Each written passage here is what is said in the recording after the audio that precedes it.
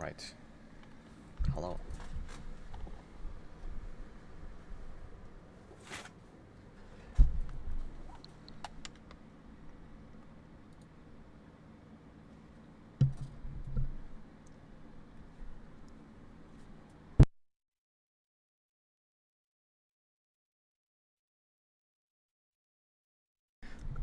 Pretty sure I've got everything ready, so I can just start.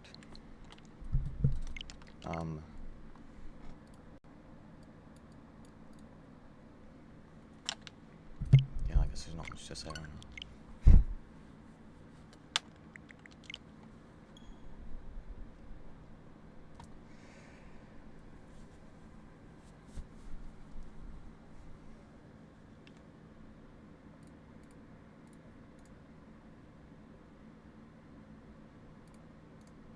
That is the wrong comparison.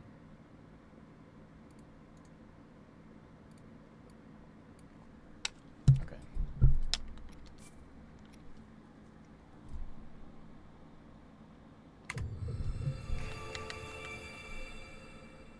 Oh, this is my 250th attempt.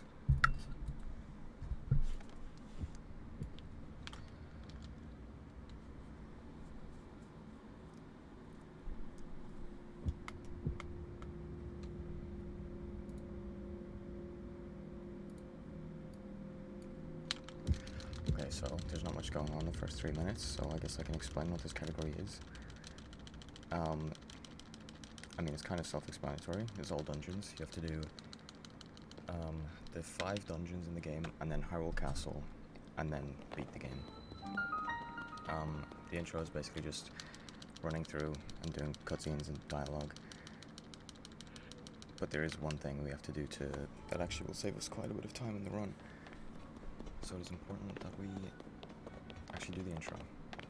Because there is an option to skip it, but we actually need the intro.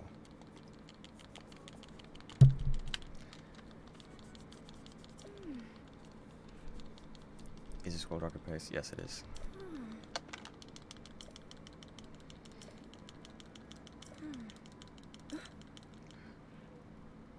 So here, there's 3 spots where Zelda stops you, but you can actually jump to be further ahead so that Zelda runs rather than walking over slowly. And she's still quite slow, even when she's running.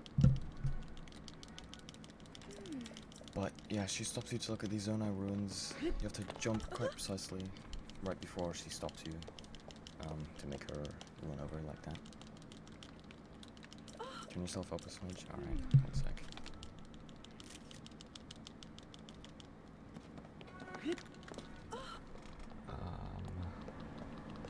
Is that better?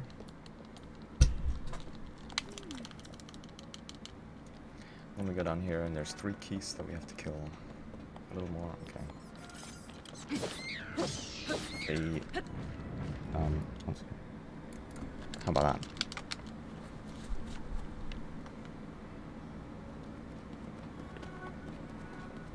Yeah, alright. So as you will see when I'm running down here, we have to make a save, which I can explain later what that save is for.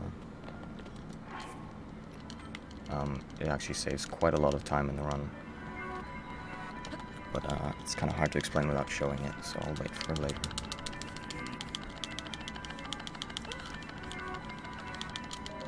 And then there's just a 3-minute cutscene, which is very great, but nothing we can do about it.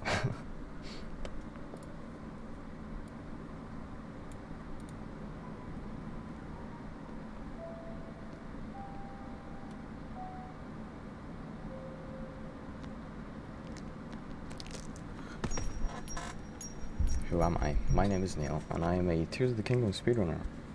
I've been playing this game since the release, actually.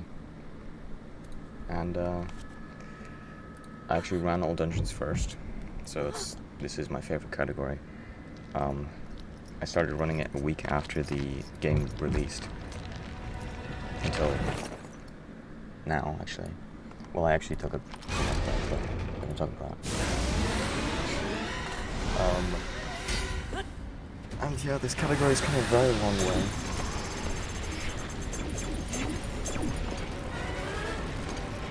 past 7 years, yeah, man. When Tears of the Kingdom was 7 years ago.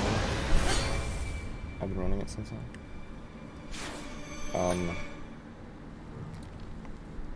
Yeah, this category has actually come a very long way. When I last submitted it to Summer ESA, I think it was about 4 hours. I think I was aiming for sub 4 at the time.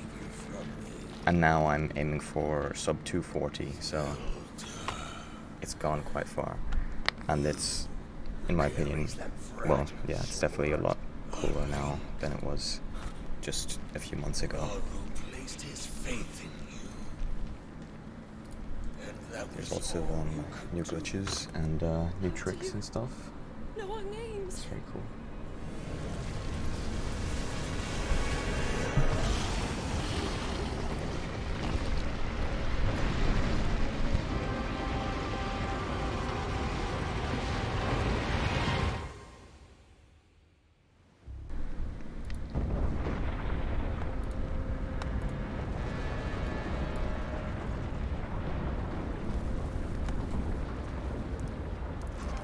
Yeah, Ganon's a bit angry because he's woken up from his nap. He's been asleep for about 1,000 years or something.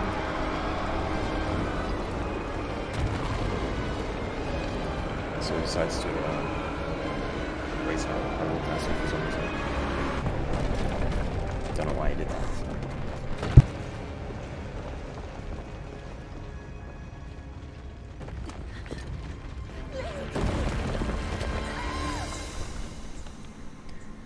Only about a minute left, and then I can play the game again.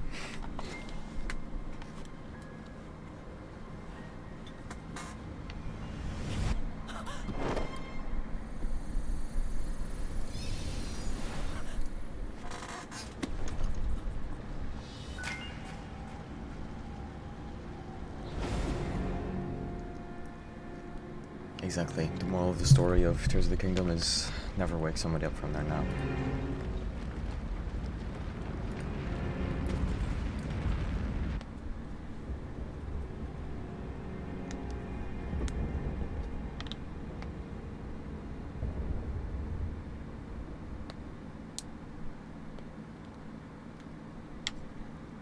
Alright, and now there's a loading screen and then I can play.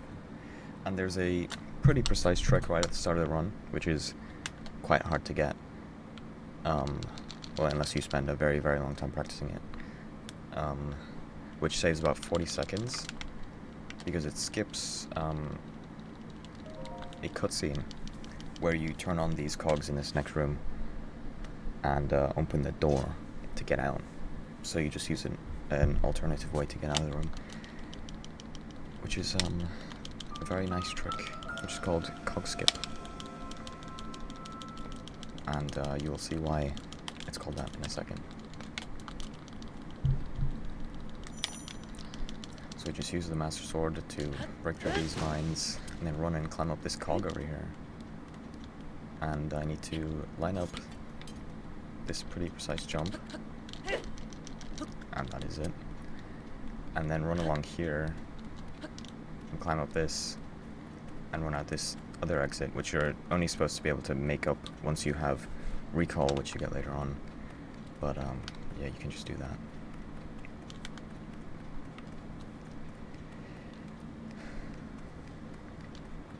And so we just run out here and climb up this hill behind us.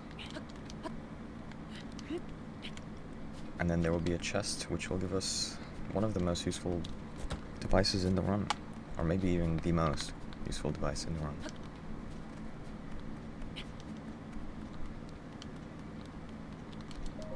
Which is these wings. And I'm going to do this very easy duping method where you take out the items you want to dupe and then press sort and close inventory at the exact same time, and it will just duplicate them as easy as that.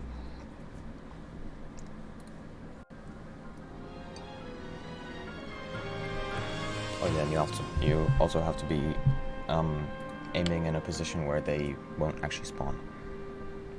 So it attempts to spawn them, but it can't, and then puts them back in your inventory or something like that.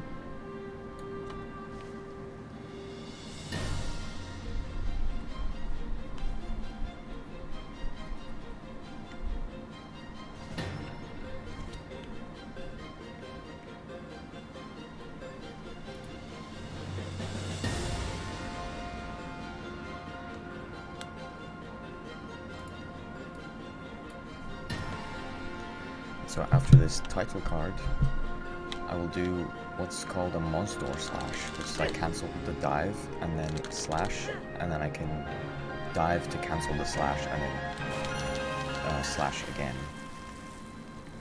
which just lets me move around midair.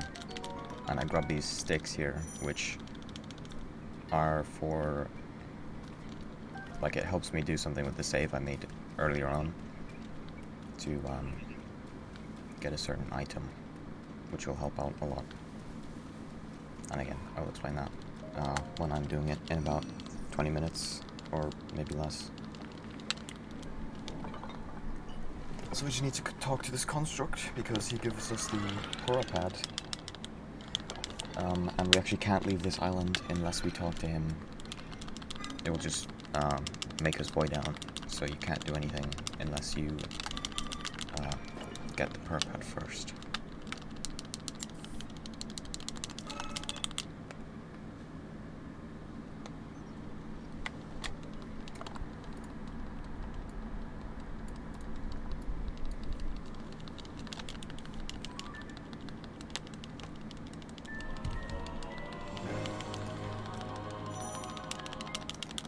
And there's another skip here, which I don't know if it has a name. It's kind of just I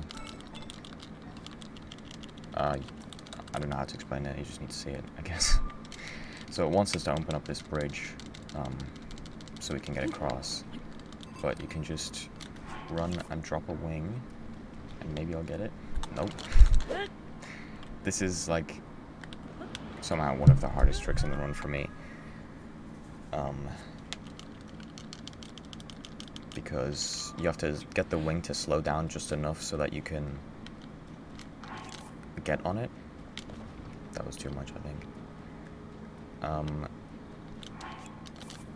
It's easier with two. Wow, those are going so fast.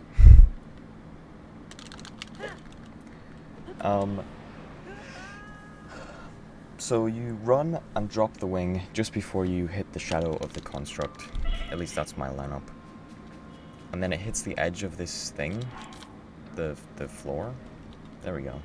And slows down just enough so that you can catch up to it and stand on it.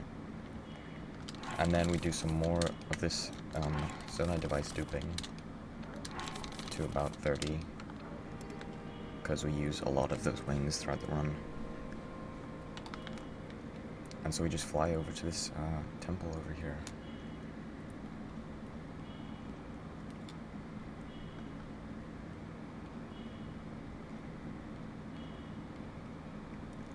And once we make it, I need to drop a wing behind me, like that. And then I should be standing on it after this cutscene. There we go. And this allows me to not create a save point here.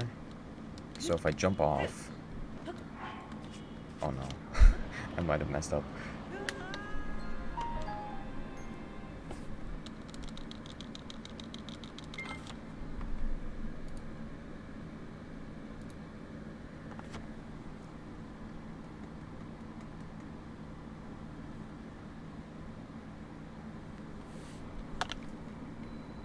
Yeah, okay, I need to reset. That was unfortunate. I guess I'll start again.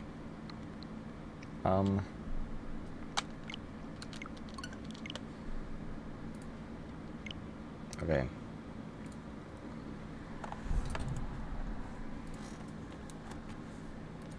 So, this is my all dungeon submission. It definitely did not just go wrong and reset, but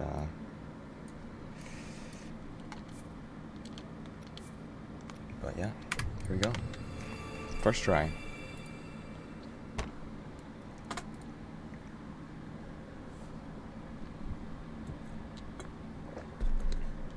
So this is all dungeons, which kind of explains itself. You just do all of the dungeons, which is spirit, water, fire, wind, lightning, and then you have to do Hyrule Castle. And because Hyrule Castle does count as a dungeon, And when I last submitted this to ESA Summer, it was about 4 hours. I was aiming for sub 4 at the time, I think. And now it's about 2 hours and 50 minutes. So it's gone quite far. And there's lots of cool tricks and glitches now, which have been added to the run. The first couple minutes is basically just dialogue and cutscenes, but there's a few small time saves that can be made. Like after this,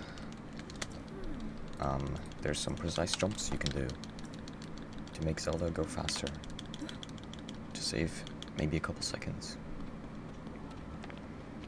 So when I get past these Zonai ruins, I jump so that I'm further away from Zelda, so she feels like she needs to get closer faster, so she has to run over instead of walking over slowly, which she would do normally. And I have to do this 3 times, because there's lots of Zonai ruins to look at, I guess.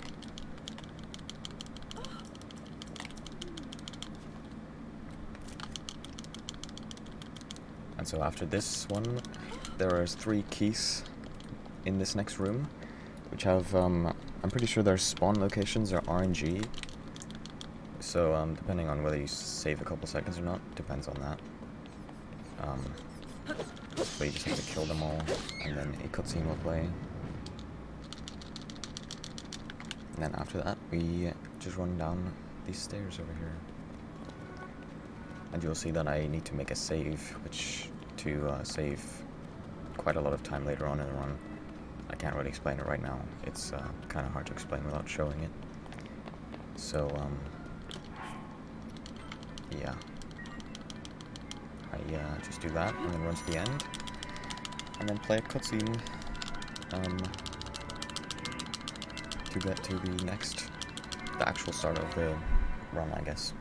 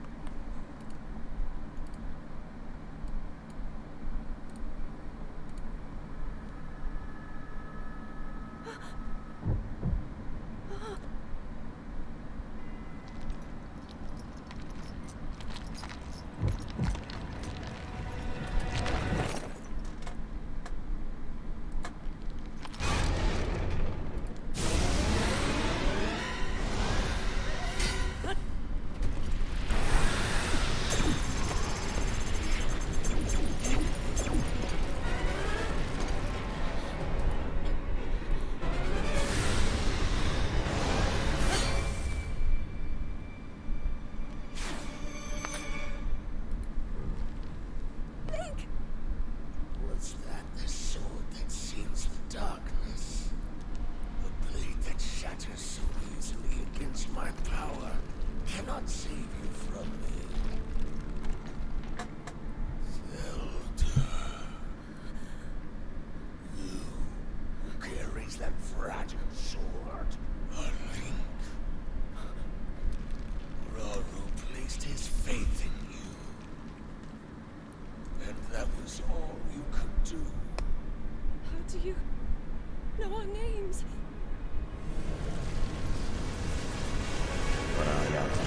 To say about this cutscene. I'm not too knowledgeable on the Tears of the Kingdom lore. I guess it's just we woke up Ganon because he was trapped under there for like 1,000 years, and now he's not too happy. But there's about a minute and a half left until I can start the fun stuff.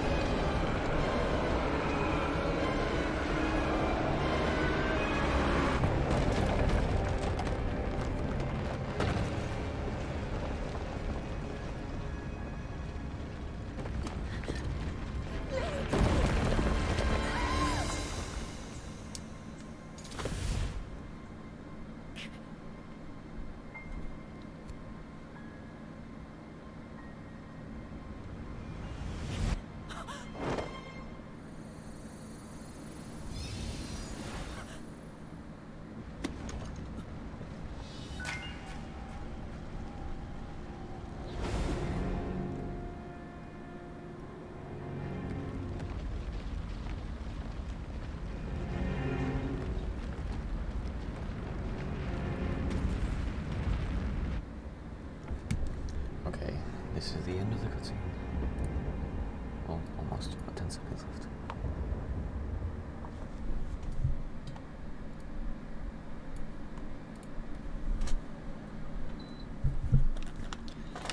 Alright, so at the start of this run, once this loading screen is done, there's a pretty precise jump, which is called cog skip, which you can see why it's called that once I get to it.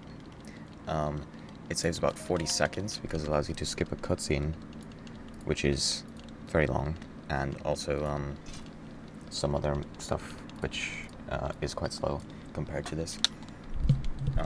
And it allows you to get the most useful device in the run, in my opinion. So we've got this Decayed Master Sword, and we just slash through these vines right here, and run up this cog, and then I need to line up pretty precise angle.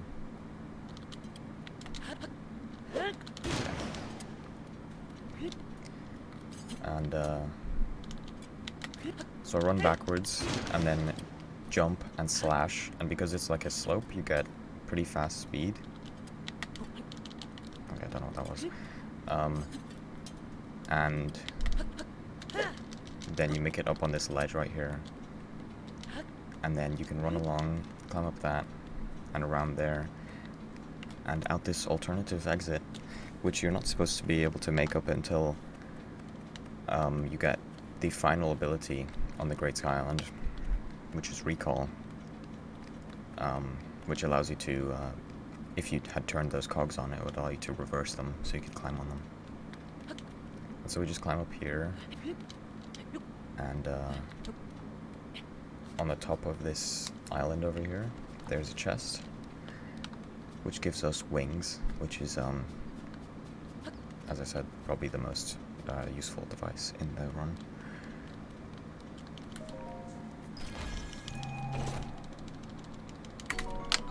And so once I've got those, I can do this to duplicate them. Basically, I just take out how many I want to duplicate, and then press sort and close inventory at the same time. So that's just B and Y at the same time. And it just, because you're looking in a position where they can't actually spawn, it puts them back in your inventory, and also gives you more. I don't really know how to explain it, but yeah, it just works. And so yeah, and those are used a lot in this whole run, so we need a lot of those.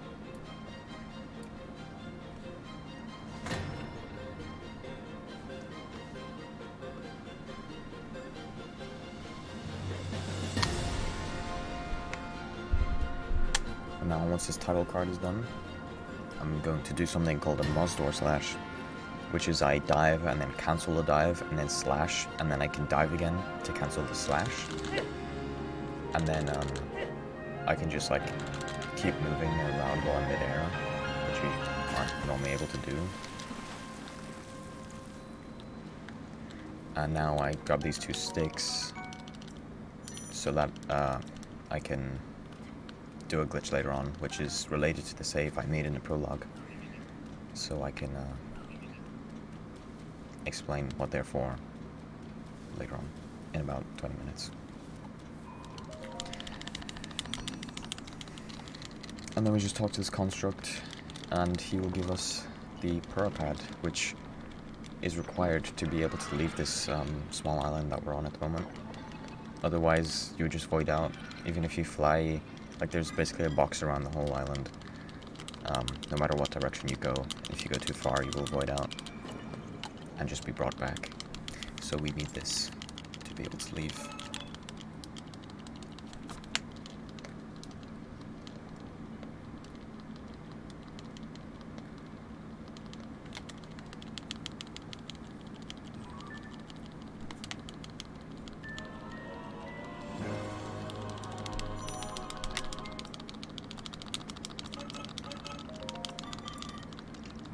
And so once we're done talking to this construct, he will show us that there is a terminal on this bridge, which would allow us to cross the bridge if we use it, but that is slow. So I just do a backflip and then point towards there, and then hopefully make this.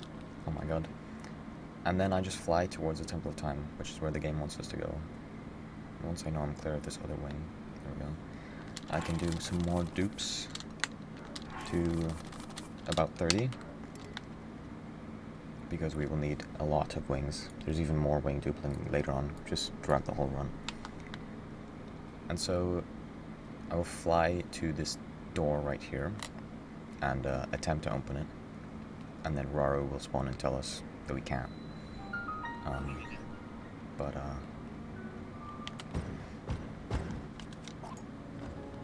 So I just spawn a wing there, so that I won't touch the floor after this cutscene. Hopefully. There we go. And that will allow me to not create a spawn point when I jump off right now. So I will go back to where I was last on the floor, which was back next to that construct where I was at earlier.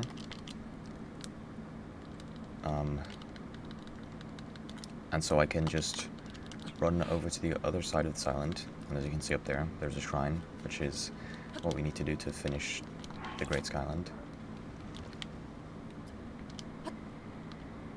Wow, that is scary. Okay, this should be alright. Maybe.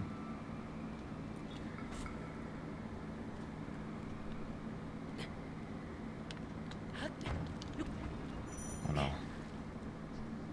Okay, I need to reload my save. That was a pretty bad wing drop, but it's fine.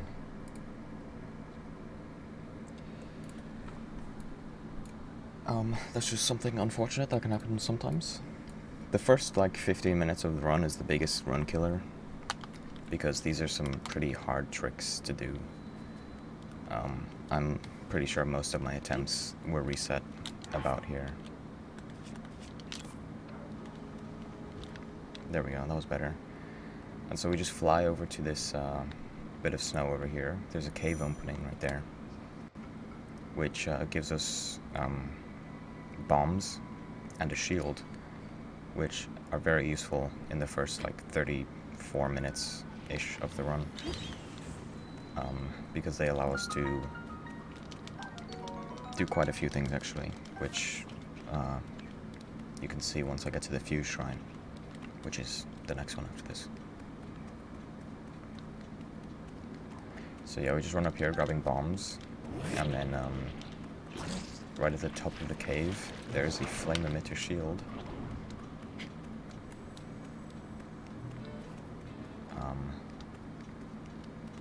Right up here at the exit.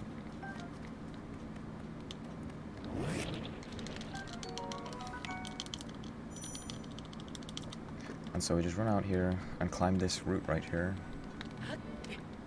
to get up to the shrine, because it's directly above us right now.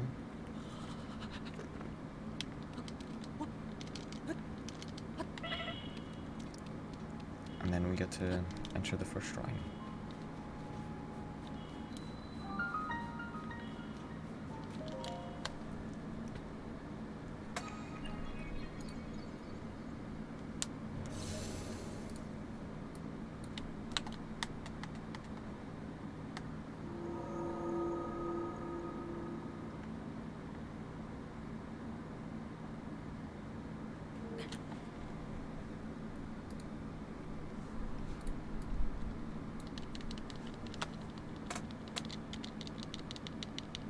So once we enter, Raru will appear to give us our first of 5 ability, actually,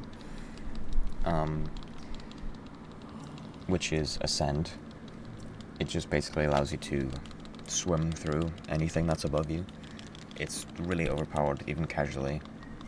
I mean, not so overpowered in the run, but casually it is very overpowered.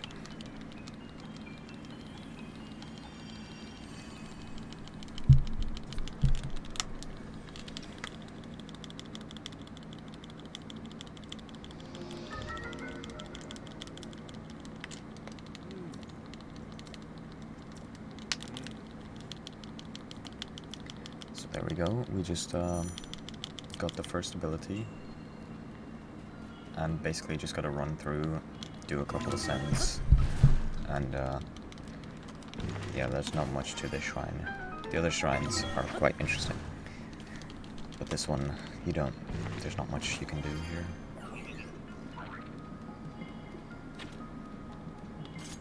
So we just drop down these ropes to drop this bridge for us, so we can ascend into it,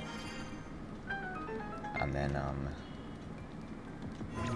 ascend into this platform so that we can ascend to the end.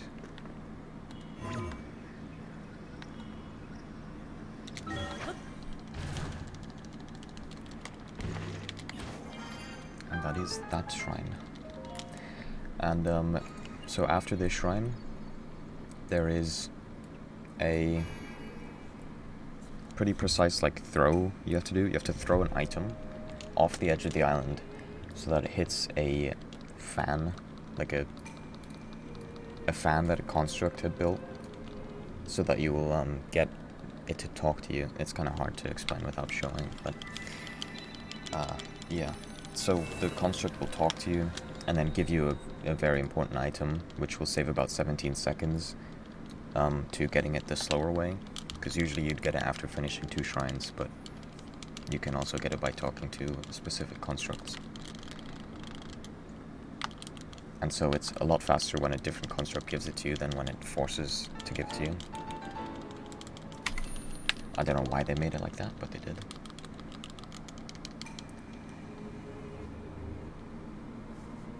Unfortunately, those cutscenes I just played are skippable after the first one, so not all of the shrines will end this slowly.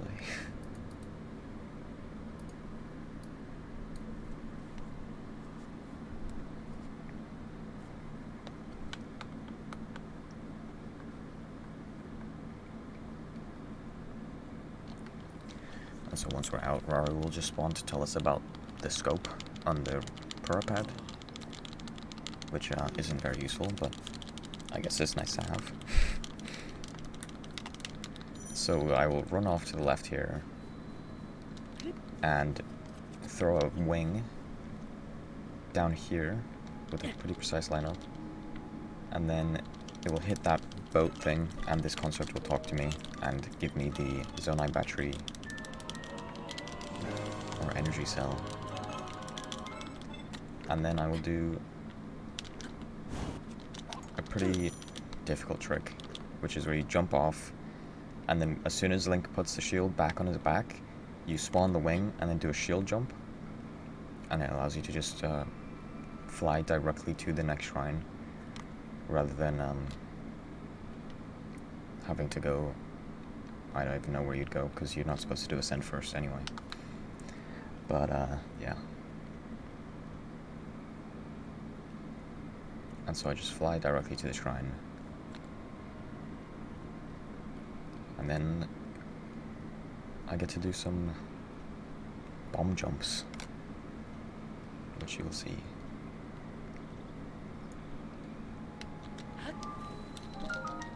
So yeah, all these cutscenes are skippable now, which is very nice to have.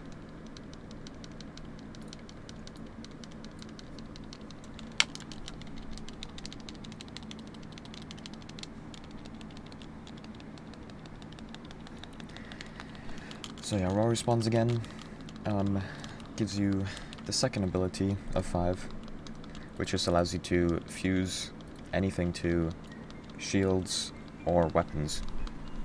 And because of those bombs I picked up earlier, I can fuse those to my shield, which allows me to do a shield jump, and then the bomb will explode and send me very high up, which is very nice to have on the Great Sky Island, because it's very fast. And so I'll run down here and ignore this claymore actually, switch to the tree branch, and stick this boulder to it, which is very important for another trick later on. And then I want to unfuse that so I can do more duping, which this works exactly the same as the Zonai device duping, but you just have to do a shield jump first. And I dupe to 18, and then fuse one to my shield, sorry. and then pick up this bow and arrow and do a very satisfying trick, which is just shooting a bomb at the chest rather than burning it, which is what you're supposed to do. And then it will fly over here, and then I can just open it like that. And that gives us the key so we can open this door to go to the end of the shrine. So here I do a bomb jump this way, and then fuse another bomb to my shield so I can use it to get out of this room faster. Because it wants us to fight this construct using fuses, I'm assuming. And, but we don't actually need to kill it. We can just leave without doing anything with the construct. Then I fuse another one so I can use it right after the shrine. And so now I can just skip this cutscene here, which is, yeah. So normally after you leave the shrine, a construct will stop you and give you the battery, which is like a 30-second cutscene. But that throw I did before makes it so that doesn't happen, because I already have the battery. So I do a bomb jump on this slope right here. Did I get it? No. Wow, I almost died, okay. That is another one of the hard tricks on this start of the run. There we go. And then I spawn the wing, and it will allow me to land on it, because I have forward momentum from the slope. And now there's these two choo-choos down here, which I just killed one of them, which will allow me to make speed food. I didn't mean to do that.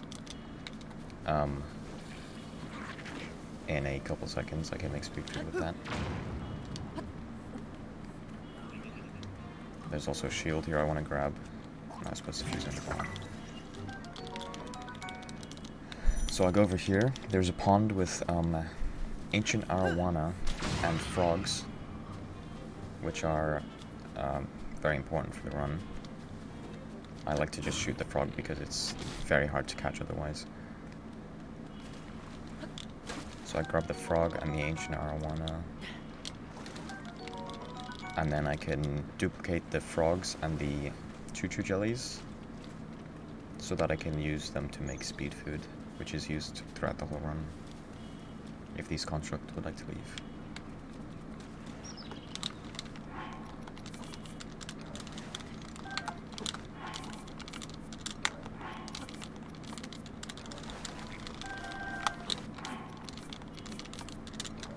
So I want to dupe to 20 frogs and 8 choo-choo jellies. Is that right? That should be right, right? 21, that doesn't matter. And then I cook 4 frogs and 1 choo-choo jelly, which will give me a speed 3 elixir. And I want to cook 5 of those.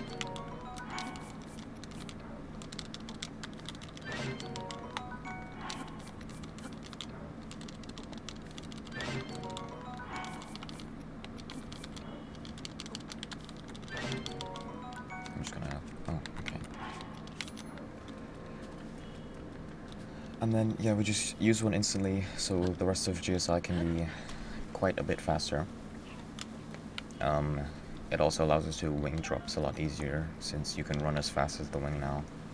You don't need it to stop on the floor. And you can just jump onto it like that, rather than needing it to slow down, which is quite a lot easier. So I want to fuse one more bomb to my shield, and just ascend up here to get to the 3rd shrine of Great Skyland. And now this is where I can do that trick that I mentioned earlier with the save in the prologue. Basically, you do a bomb jump to a specific coordinate within the shrine, and that correlates with the same coordinates of where I made the save in the prologue. And if I do a certain trick with dropping an item and then closing my inventory and reopening it very quickly, and then dropping another item, it will somehow transfer that item to the save in the prologue. And so if I pick that up, it will allow me to access my inventory, which you normally cannot do. And then I can drop the Master Sword and do the same thing again, so that I can transfer it to this shrine. And it will give me an unbreakable Master Sword for the entire run, which is very, very useful. And allows us to kill bosses insanely fast.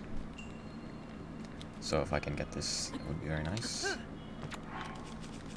So I drop and equip, and then pause, unpause. And that felt pretty nice. And I just reload the save, and the boulder stick should be on the floor, if I got it right. There it is. So I pick that up, and then I can open my inventory and just drop this Master Sword. Okay, I messed it up. Like that. And then reload the shrine save. And now the Master Sword should just be lying on the floor where I did the trick last time. If I got it right. And there it is. So yeah, just pick up the Master Sword casually in the third shrine of the whole game. And I just finished the shrine normally.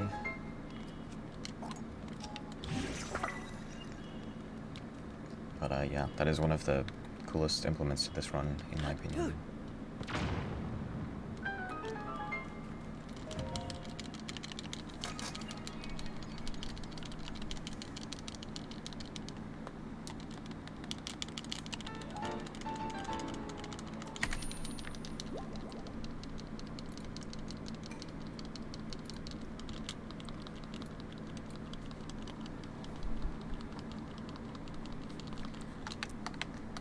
So I'm pretty close to the end of Great Sky Island, and then the run will get very, very interesting from there. But yeah, there's about 5 or 6 minutes left, I think.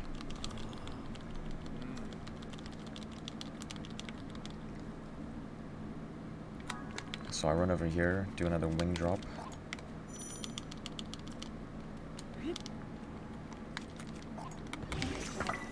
And I just go back to the Temple of Time. There's a construct here with a shield, which I want, because this one's gonna break pretty soon. So I just do that, shoot it, so it drops a shield, and I can pick it up.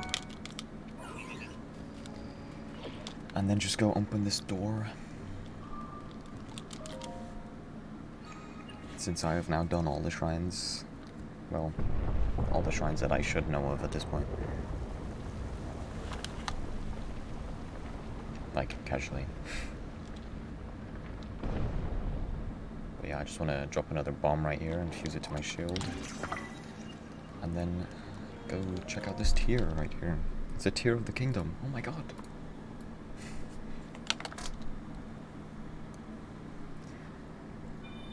And then there's just a cutscene where Zelda appears and gives you the recall ability, which is the final ability of GSI. And it's kind of funny because Rauru says it should prove important or something, and we don't actually use it until we get to the shrine, which it's for, even though you're supposed to use it to get to the shrine.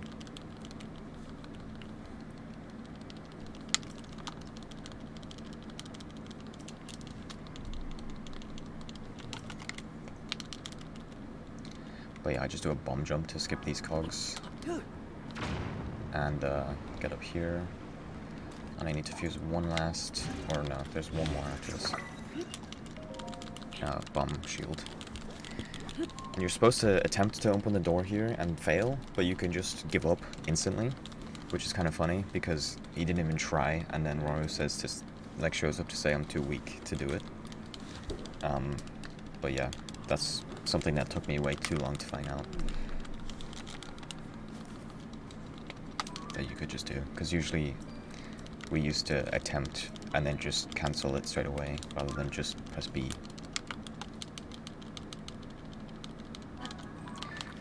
And then we have to jump there to open up the map so that there's not this long cutscene of Link pulling out the power pad. Which happens like every time you pull out the power pad while you're on Great Sky Island. Yeah. And then, because these cogs aren't on, I just do a bomb jump. Okay, that's new. I can just ascend here, I guess. Usually I would have made it up here with that, but I fell off. And so we just run through the same cave we went through before, and this is the shrine that was at the start, but you can't actually open it until Raru shows you that you can warp. Like, the shrine isn't active until that point. And then this shrine doesn't actually give us an ability at the start because we already got it, so we just run through here and recall these boats. And if I'm fast enough, I can get a pretty cool trick, which is another, I don't know, another thing which I never realized you could actually do. You can grab these with Ultra Hand and just pull it around, rather than waiting for them to cross over and recalling one. But, yeah.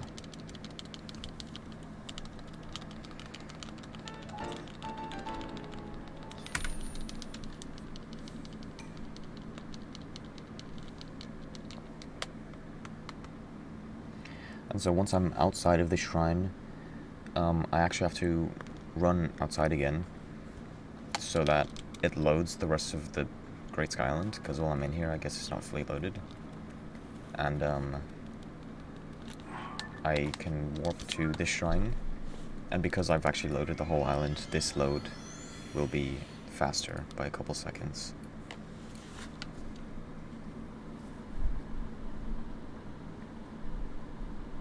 And somehow that's worth over just warping normally. Like right after you exit the shrine. And then I do this wing drop again. Fuse another bomb. Actually, there's one more bomb after this even. But, what even just happened? I've never seen that before. That was interesting. The bomb just didn't work. Right then.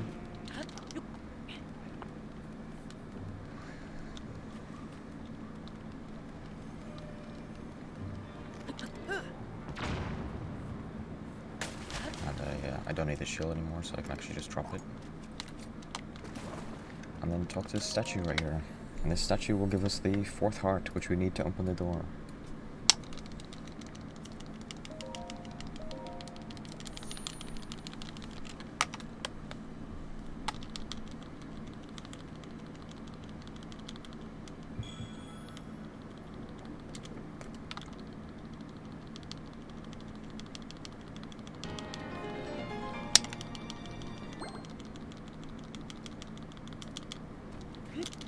And so now I attempt to open the door again, and actually do it this time,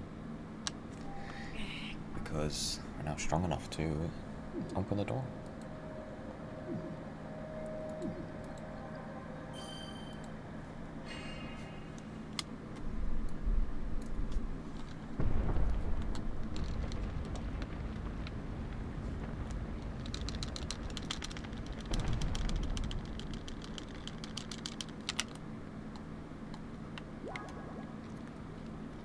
There's one last wing drop as well, just to get over this gap.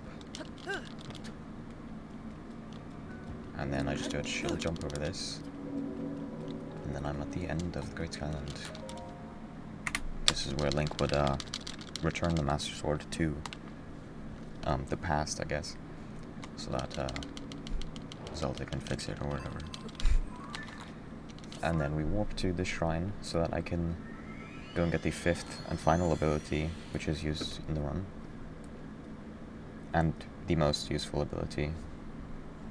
And overpowered ability.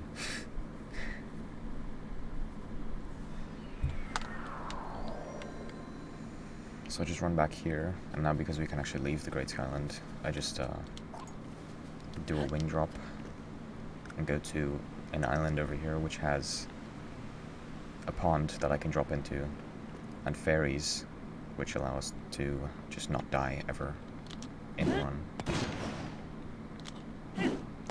And I have to get this sword, or this branch, low on durability for another trick, which is in about like 20 minutes from now.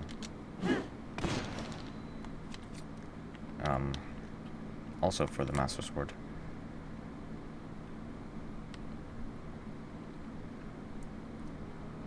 So I just wait till I'm close enough and drop into this pond.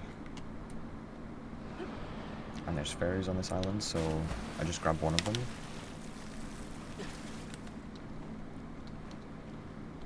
I have to crouch because they'll get scared and fly away if I run at them. And then I got this Zonai charge as well, so I can dupe both of those.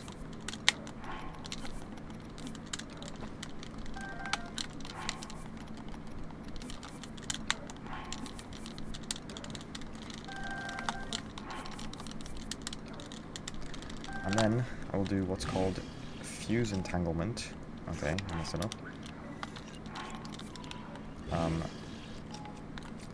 So I try to fuse to one shield and then open up the inventory, or like quick swap the shield to a different one. So it tries to fuse and then doesn't, and then so it's technically fused to my shield right now, but also not. It's really hard to explain. I don't really understand it fully myself. I just do the glitch, and it just allows you to fly around. Like so. It's a very overpowered and useful glitch. And so I can just fly over to this building right here, which gives us another very overpowered ability, which lets us do another glitch.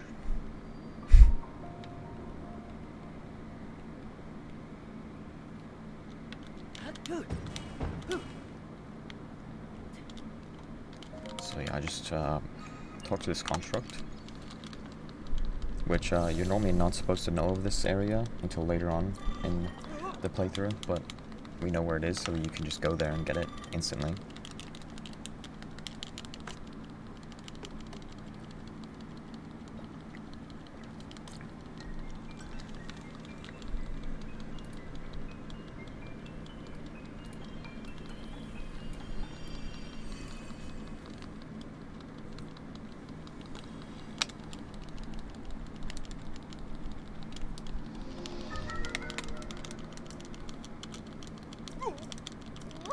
And then these guys are normally like Yiga people. You're supposed to help them rebuild their vehicles, and then they reveal that they're Yigas or whatever. But you can just leave without helping them. They don't do anything about it. And so now we have auto build, which is you can see what I can do with it right now, actually. You can like make templates of builds and then rebuild them at any time, forever. It's a pretty nice ability, even casually, but yeah, so I want to dupe these wings now and then build this wing structure, which is just one like this, like one diagonal like that, and then one at the top. And now I will do what's called auto build cancel. So I take out the template and then close it and reopen it, or reopen the menu very quickly so that it is in this weird state. And you could do what's called auto build cancel sliding, where you just stand on it and it tries to push itself forwards, but you're on it, so it carries you with it, and it's just constantly trying to get ahead of you, but you're on it, so it can't. So you can just fly as far as you want. But yeah, it's very, very overpowered. And so we just land down here, talk to Joshua, so that we can meet Pura. And then she will tell us about all the crazy stuff going on in Hyrule, but we just skip that, because we don't want to hear it.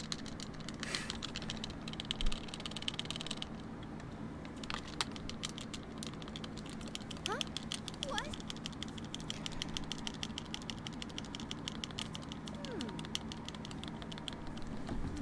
So yeah, she just sends us over to this castle so we can go figure out what's going on and find Zelda, I guess.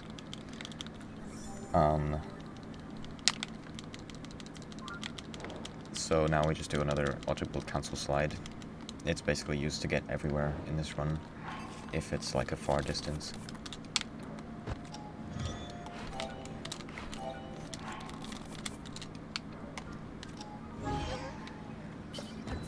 And you'll probably notice that I dupe my wings every single time I drop them, just because I just prefer to do that over duping all the wings I need in one spot.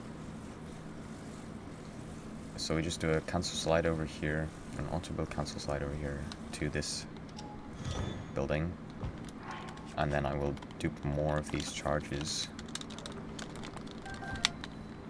Oh, they went everywhere. So that it will spawn Haws, because you get here too fast for him to spawn. But if you drop an item, it actually causes a load. So duping there actually makes them spawn faster.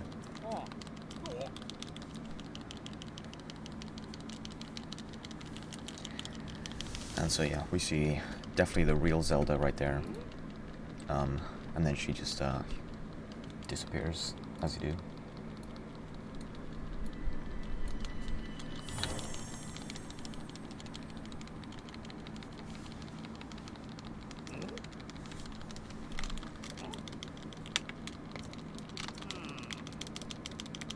So now we're supposed to go back and tell Pearl what just happened, but actually I want to get the Hylian shield. So I just do a wing drop there. I don't actually want to break my shield. I do a wing drop so I can fly over here, because the Hylian shield is insanely easy to get in this game. You just go into this little cave right here and then light a torch and you get it, just in a chest normally.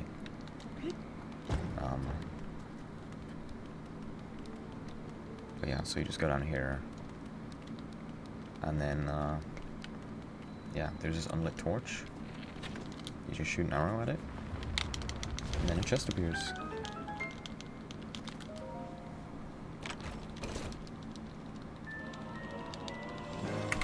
And now, I will do what I mentioned earlier with the damage stick.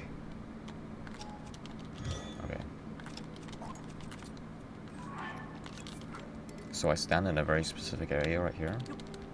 Get against the wall so I'm straight. Sorry, I have to focus for that. I drop the tree branch, swap to the Master Sword. It's kind of similar like the thing where I got the Master Sword. And then, basically it just transfers the durability. I don't know how it works, honestly. But yeah, so now this Master Sword is on 1 durability, and it does double damage. And so now what I'm doing is zuggling. I was not keeping count, but I think I'm on like 6 right now. So I drop the weapon in a position where it can't drop. I'm just gonna do one more for safety. And then I switch to a different weapon, and it will stick it to my hand. So I have like 8 or 9 Master Swords in my hand right now, all doing 30 damage, but now it's doubled because they're 1 durability. And so it does like 480 damage, is it? Something like that. Per hit. But yeah, that's very overpowered. It's very hard to explain while doing it, but hopefully I will have somebody to explain it for me if I was doing the run at ESA. Because there's a lot of things you need to focus on doing all at once. So we just ABCS over back to Pura and tell her what we saw, while we just have 8 or 9 Master Swords stuck to our hand.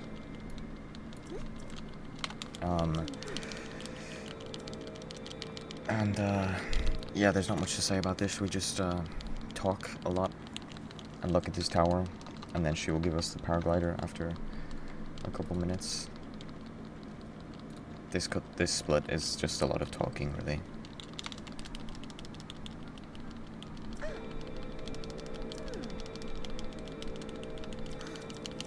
But yeah, I guess I can use this to try and explain the durability transfer a bit better. So I had the Master Sword in my hand originally. I dropped the shield so that it would take up space in the area I was in. And then I dropped the stick that had 1 durability and then switched back to the Master Sword. And then closed and reopened the inventory very quickly so that it would like start dropping those items. And then I dropped the Master Sword as well. And so the stick and the Master Sword, at least based on my understanding, are like dropping in the same spot. So they basically become the same thing. So the Master Sword first appeared as a stick until I switched away from it and back. And then it just had 1 durability. It's a very confusing trick, but yeah. At least that's my understanding of it.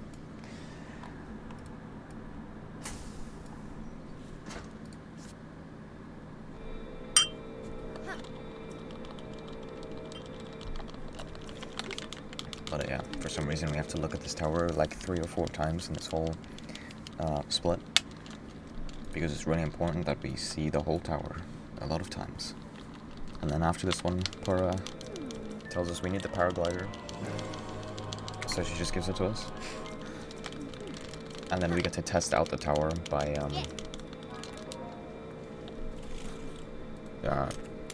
yeah, we just have to test out the tower, I don't know. But this is also very important to the run because it allows us to start the quest line for the dungeons. Which, we used to skip, but now we actually need it. We need to, well, we didn't skip it entirely, but we did it later on. But, yeah, we actually have to do it first now.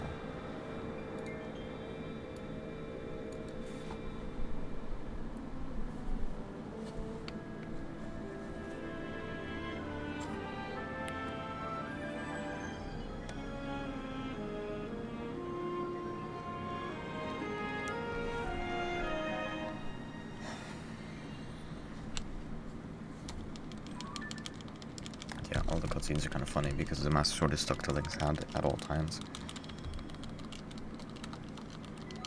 So yeah, we just scan the area so that we can tell Pura about it, I guess. So we just have to dive straight back down to Pura. Whereas quite a while ago we used to just go straight to the first dungeon from that position up there.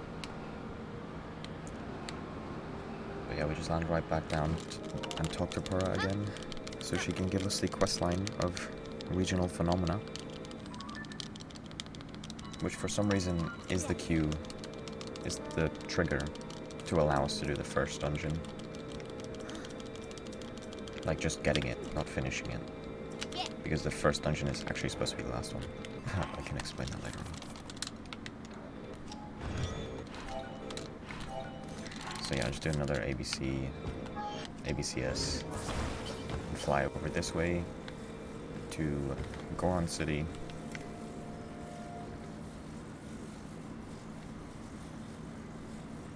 There's lots of these ABCS flights around the map, which are probably a very good time for reading donations because there's not much going on.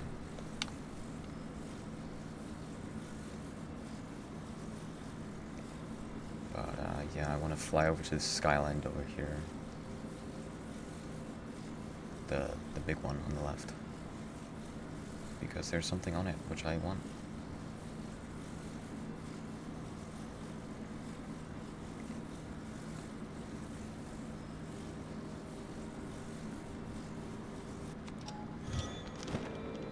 So right here, there's one single rocket.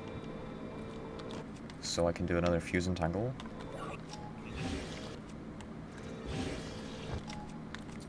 I'm very glad that worked. Wow. Okay. I don't know why that happened. That is not something that has ever happened to me before. What? Okay. I wonder how far that is sending me back. I have no idea why that happened. Okay, I'm on the skyline. That is very nice. I'm gonna have to zoggle again now, which is quite unfortunate, but not too bad. I wonder will the rocket be back?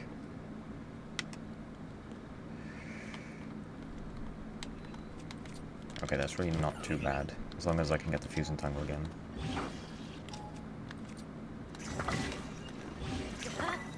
Okay, so that was how that was supposed to go, and has gone every other time, except for just now. And so I'll drop down here, and it will trigger a panic blood moon, which is what we call it. Basically, once you get to the first major town, the game just gives you a blood moon. I have no idea why, it just happens. And I will open this shrine so that I can warp back there later on, when I'm actually doing the fire temple.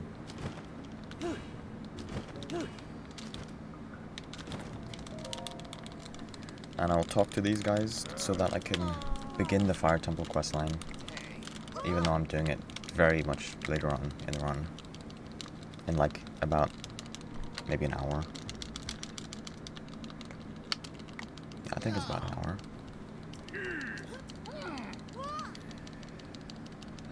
So yeah, we're just talking about how I think like, you know, Bo's just doing some dodgy stuff or something. I don't know. But yeah, they're all mad at him. And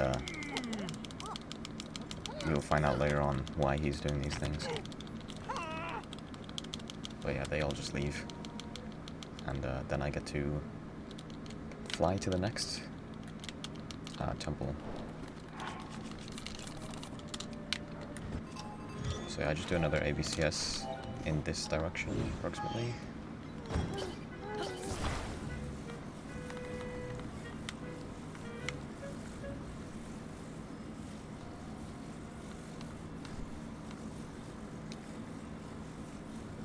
So yeah, I just want to fly over to Zora's Domain.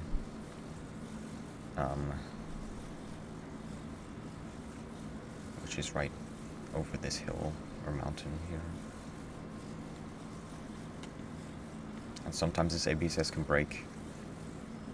I'm very much hoping it does not. Like there's something that can happen sometimes which I just call like the ABCS breaking. The camera just freaks out and it just makes you fall off the thing. I don't know why it happens, but it's something to do with loading too much of the world, I think. Something like that. So now we're in Zora's Domain. There should be a statue right there. If it would like to load in, that would be very nice. There it is. So yeah, we just talked to... What's her name? I forgot her name.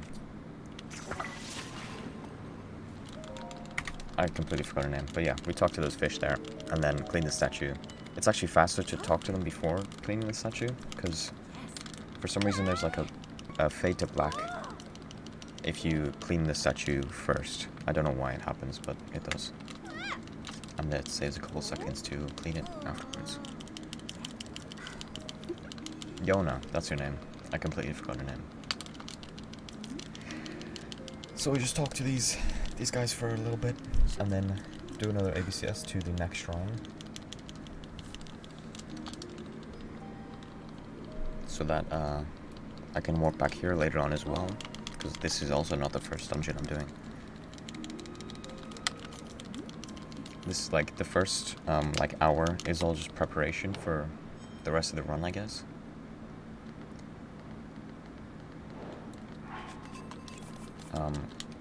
So yeah, I just do an ABCS up here.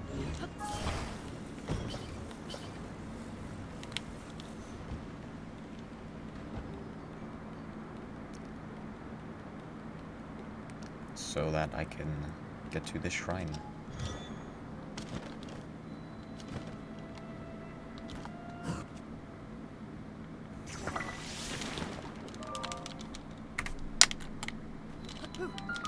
And then we get to talk to Sidon. And he tells us about, like, the sludge, I guess, that's going on in Zora's domain.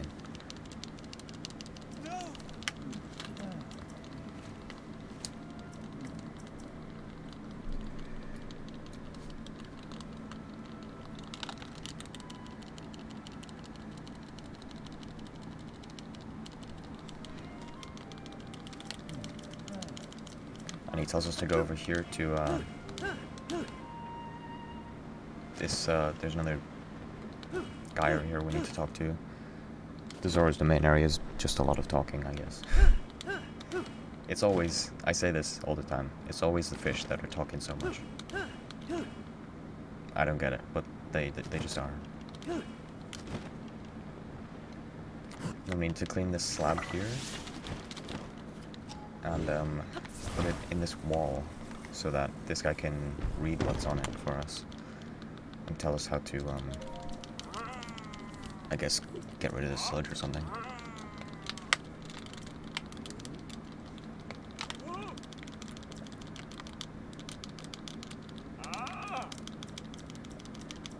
Then he tells us to just go talk to the king, I think, because that's what we're doing next.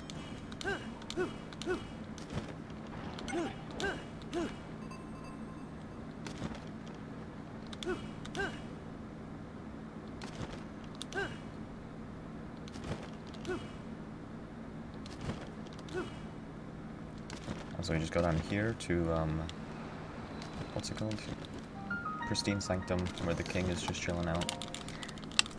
Then we talk to these two, so that he can give us the King Zora scale, which is needed for the questline of Water Temple.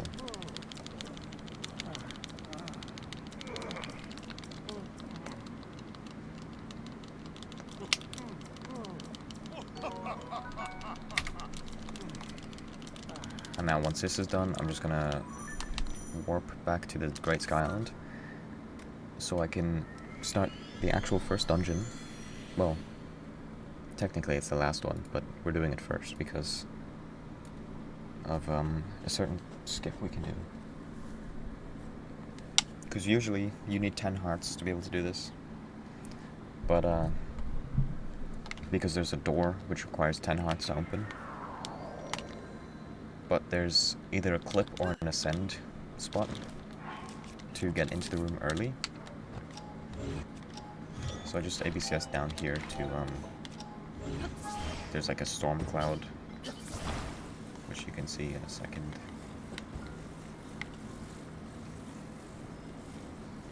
Down there's a big storm cloud, and in those clouds there's a certain island we want to go to. And I guess I should start explaining the next trick I'm gonna do, which is, as well as being able to fly with this auto-build cancel, you can also clip through walls by building two steering sticks stuck together, which I'm about to do right now in a second. I actually want this rocket to run out. There we go. So there's one steering stick here, and then another one here, which I want to stick together like that.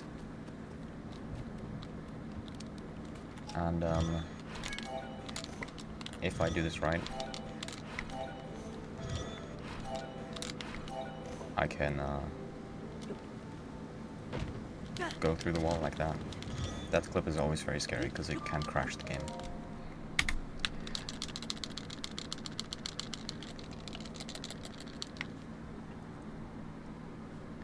And I actually need to resolve all my swords because the game crashed for whatever reason earlier on.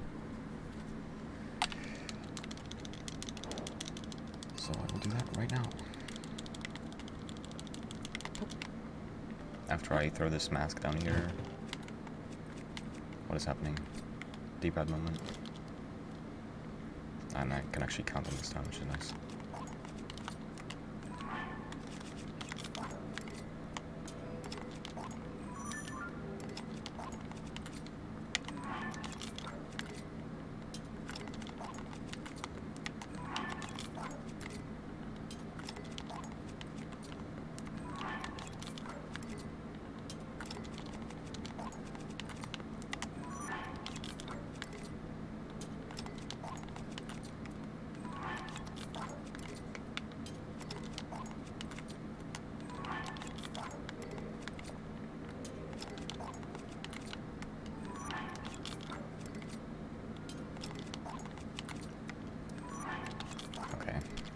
Usually I would not be doing that there, but yeah, because the game crashed, I had to do it again.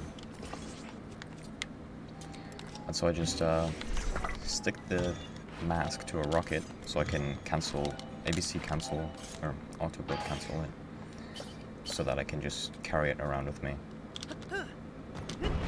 Down here to this Lionel, which will give us some very useful items for the run.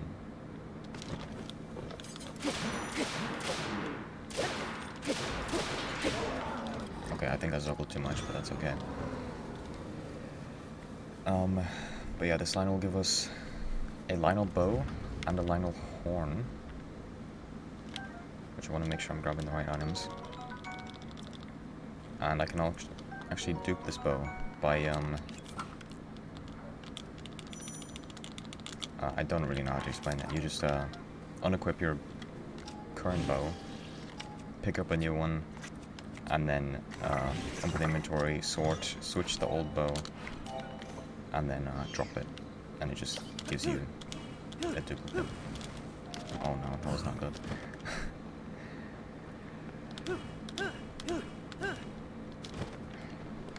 And so now I'm just flying over to this base over here, because it has two items which are very important. It's just there's a chest here, which you can just break to get a topaz, which is used a lot throughout the run, and this royal halberd. And then I just continue down to where this mask is pointing me to, so I can start the first dungeon.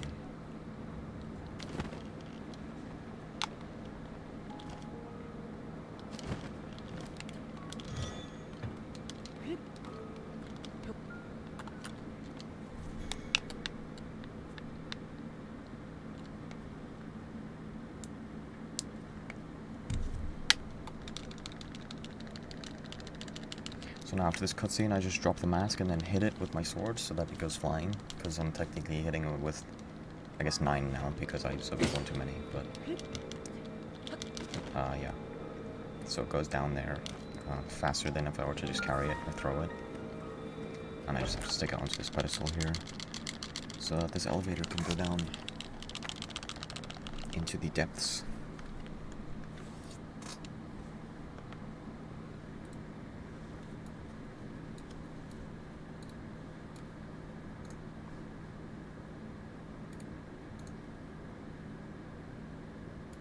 I should not have checked that.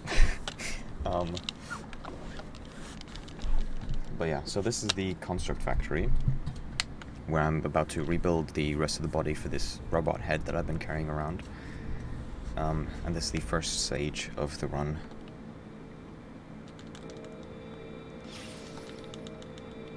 So I'm just going to hit the mask again so that it goes further ahead. And then put it in place so that I can start the construct factory.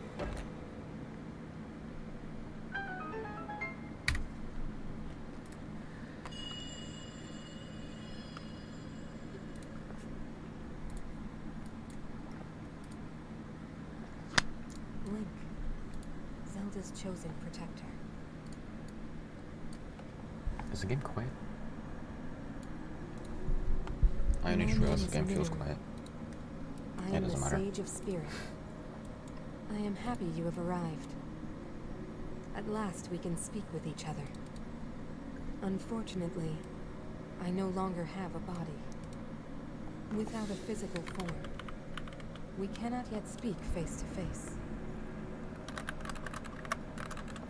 But, do you see the 4 storehouses in the area?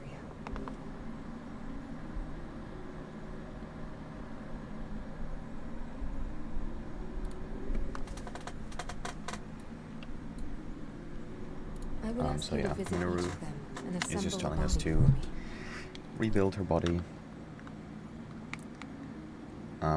which we're actually about to do very, very fast because of a lot of glitches that we can use. Loyal swordsman to Zelda. So I just want to run down here to this first area. where I will get the first part of the robot.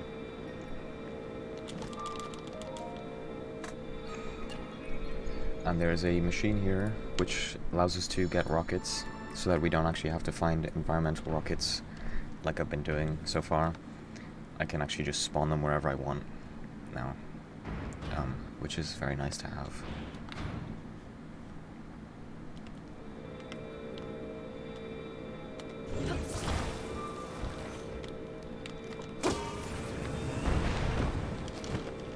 I kind of placed that weird this one.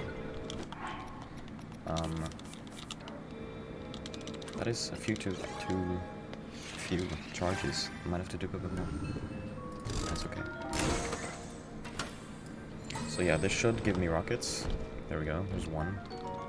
But I just get one rocket. Very nice. I'm actually gonna do these now.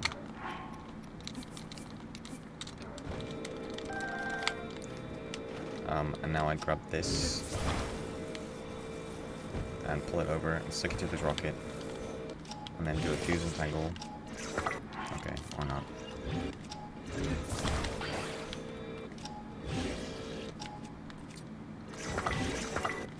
So I can carry this part around with me, because you always have to stick something to something else to be able to carry that item around without a build. So there's a lot of just like sticking random items to the parts in the console factory, or even sticking the parts to each other. Since the game wants you to do one part at a time, but since we can carry them around like this, we can do two at a time. So we don't have to go back and forth over and over again. Okay. I just need to get the part stuck on the railing so I can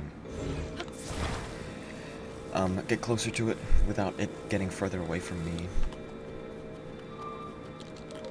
And then get the second part.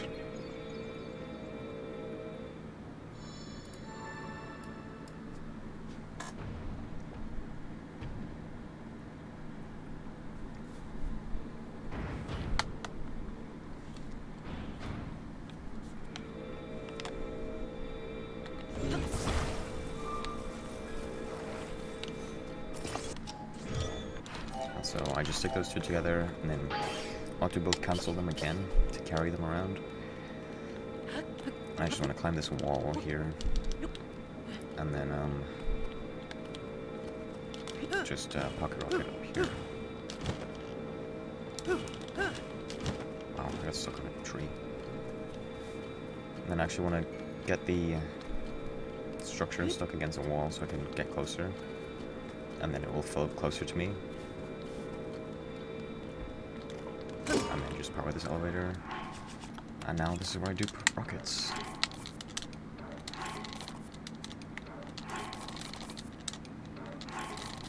I want about 30 or more, because that is how many I should use throughout the run.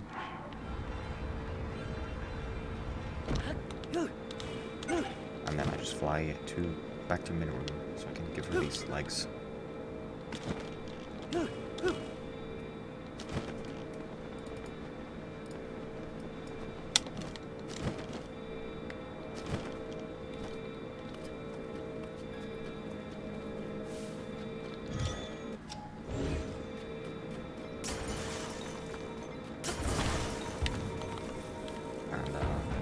Is that the right one? It is.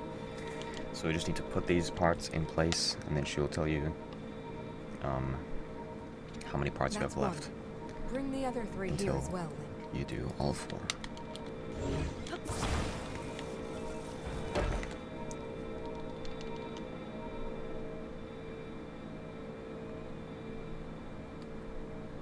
And that's another part.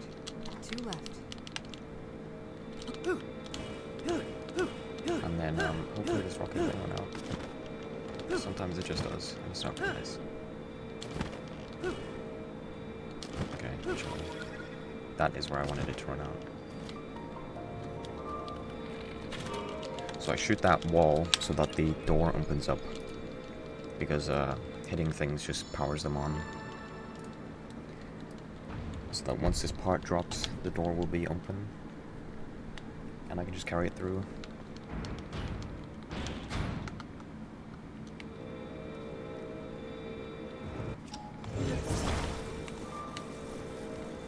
The next one, power it off so that my battery doesn't run out. And then I want to drop 2 rockets here. Fusing power one of them to my shield. And stick the other one there. So that I can just fly across like this. And then for the second puzzle, I just drop it. And then fly across. And then pick it back up once I'm on the other side. And then to get through this door, they usually want you to stick a wheel to it to power it, but you can just lift it up and then get through like that. And then I want to auto-build cancel it again, so I can fly it over to the final depot.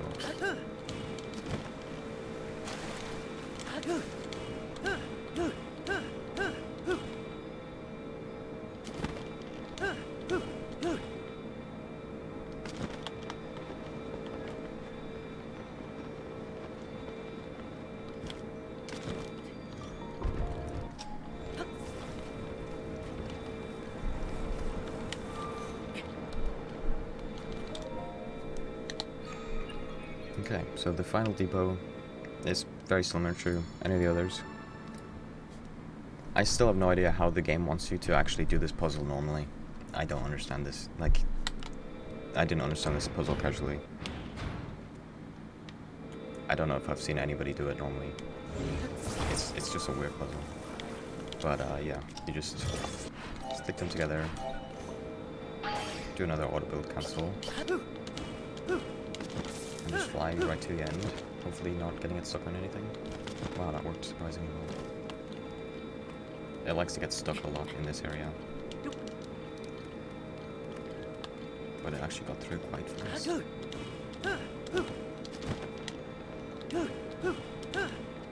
So now we just fly to Minoru and finish giving her her arms.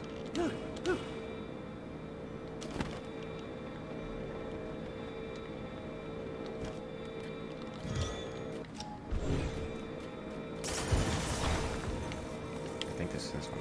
Yes. Sometimes I get to put them in the wrong slot and it doesn't work, which is quite awkward. One more left, Link. The body for my spirit is nearly complete.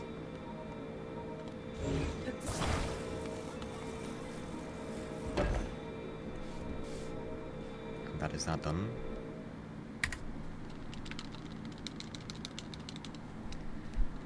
And so now Minoru just tells you that we need to get her secret stone. I actually want to check that. That was a gold. Okay. Thank you. Yeah, she tells you we need to go get her secret stone, Now which all of the sages in the run have their own secret stone, which I guess I think it allows them to like use their abilities better. Something like that.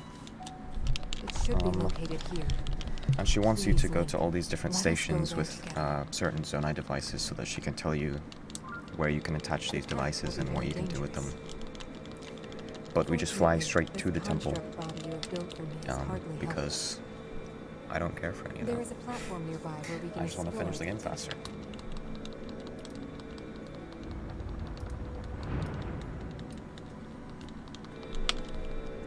But we actually will have to hop on her first,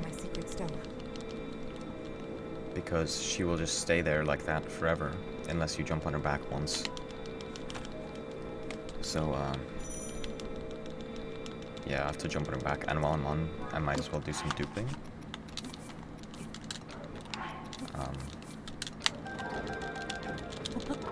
And then I just jump off, and then I do another auto-build cancel slide, just directly to the point on the map where it is telling me to go. This one's quite hard because it's through the depths and it's just dark and I have no idea where I'm going, but I kind of just do it by feel and it normally works, so I've never changed my method. And I have to land out here because Minoru won't actually spawn on the temple. You need her to fly up with a rocket. Which, luckily, there's rockets just right here.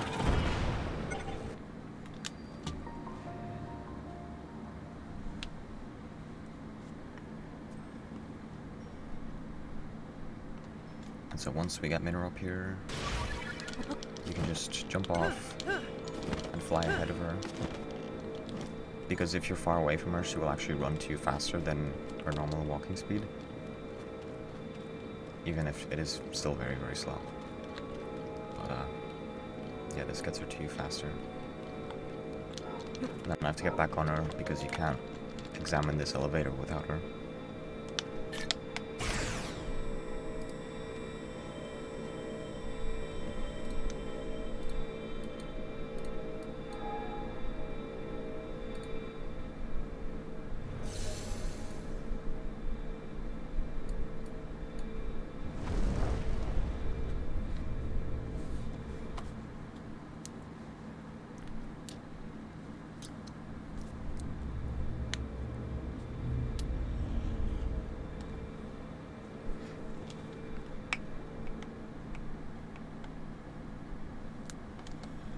And so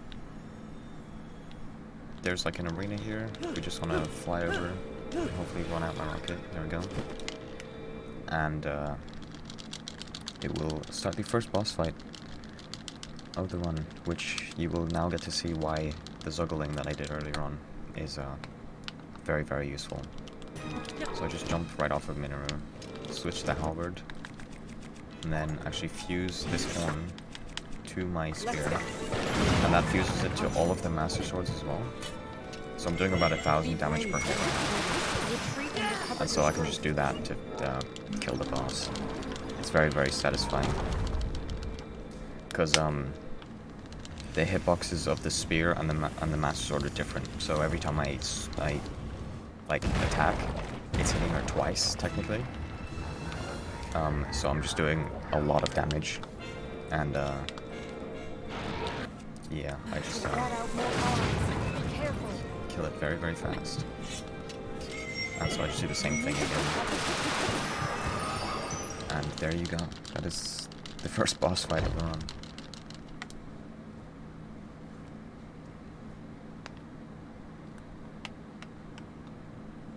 So after this, I just want to jump off Minoru again because it puts me back on it for some reason. And then spawn a rocket so I can fuse and jungle. And every dungeon finishes with a heart container, but you can just not get it.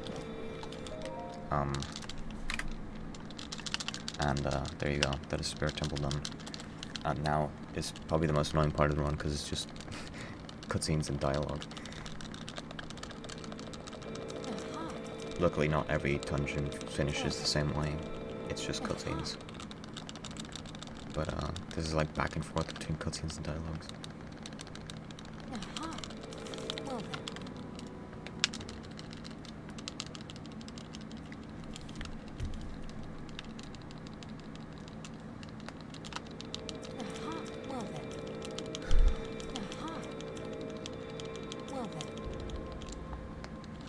And there we go. We are now done talking with Minoru. And there's actually a construct right here, on the right, which if we talk to it, it will give us an ancient blade, which if you fuse it to an arrow and shoot something, it just instantly kills them, or just basically deletes them. Like they don't drop anything, they just vanish. So that's a very, very useful item, and you just get it as easy as that. So now I want to warp to this shrine I opened earlier on, so I can do Water Temple,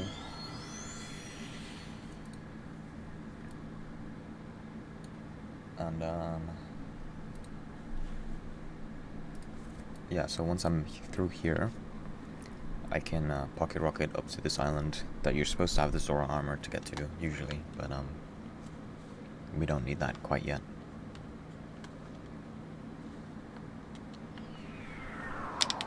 And it actually is possible to skip the Zora armor entirely, but it's slower now than it was before. Because we actually need, like, just any tunic to enter Gerudo Town. Because they don't like when you're shirtless, I guess. So I just shoot the king scale through this water droplet. And it will, I don't really know what it does. It just spawns like a beam in the water, I guess. Like a beacon.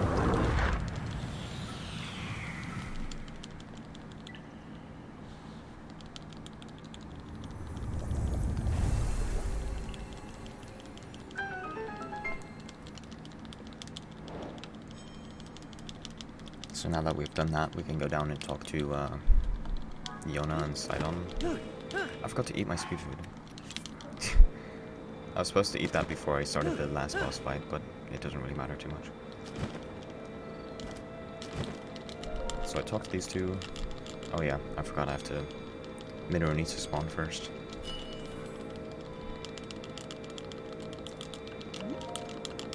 And yeah, for some reason that scares Yona. Which is kind of funny.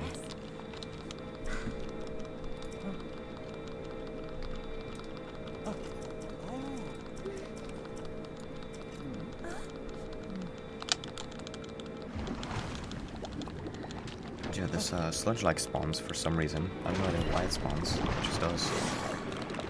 And we have to continue through the temple. And the way we kill it is actually kind of funny because we just slap it once and it dies.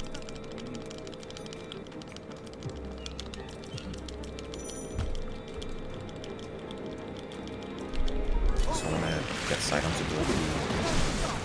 And then the sludge-like will show me its weak point to try and eat me. But I just hit it once and it dies.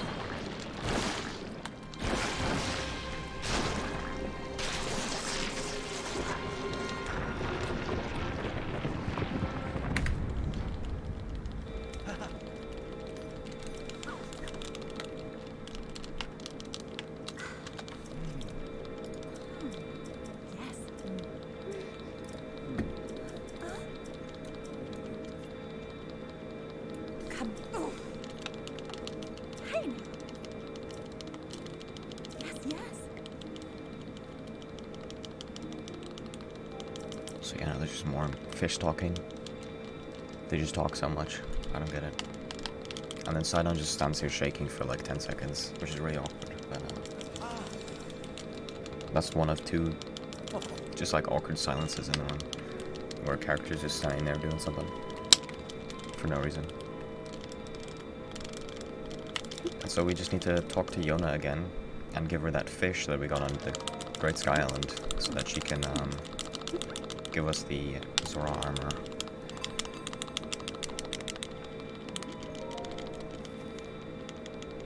Whoa.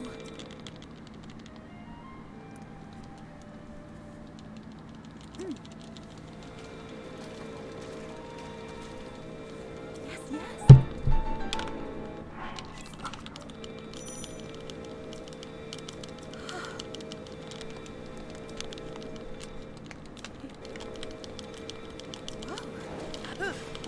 And now we just fly down to that beacon that we made by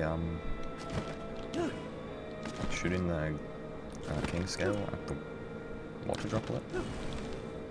I actually want my rocket to run out before I get here, so that I can make a new one right here.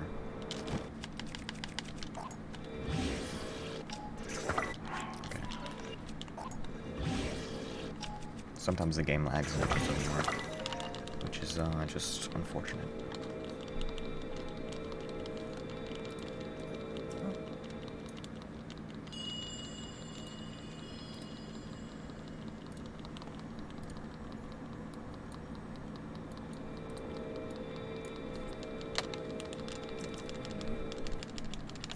So yeah, Sidon just starts to swim around in circles really, really fast, and somehow makes his whole whirlpool, which I can just drop into to get under the ground.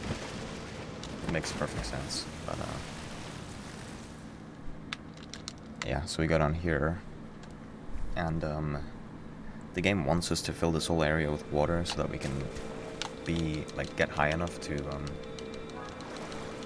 reach the place we want to get to, but yeah, we just fly straight over it.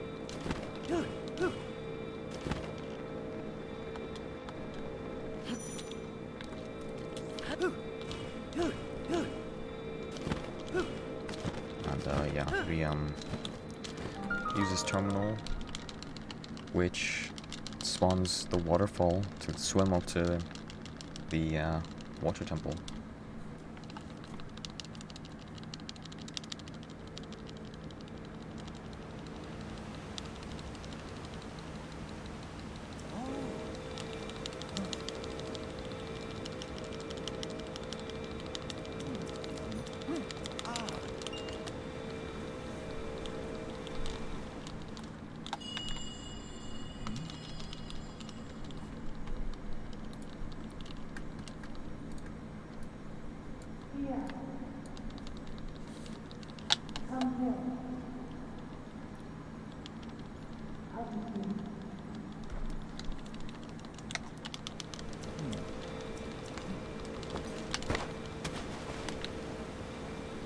So yeah, Sidon just swims up the waterfall, so we just swim up right after him to get up to the water temple.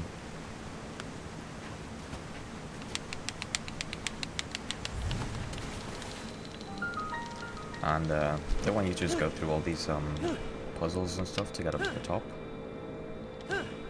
But yeah, we can just do this, which can actually be done with a normal rocket shield. You don't have to do the pocket rocket thing to get up here. But yeah, we go up here, and then Sidon just teleports to us. And then he'll ask you if you're ready to go up. And then I can just fly up to the temple.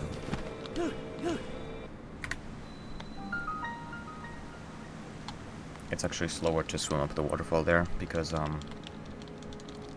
it's about like 20 seconds. I don't know why it's so long, but yeah, you can just pocket rocket up here. And there's one thing I like to do, I don't know if it is faster, but it feels faster to me, is go far ahead so that Sidon teleports you back, rather than like trying to make your way to him yourself.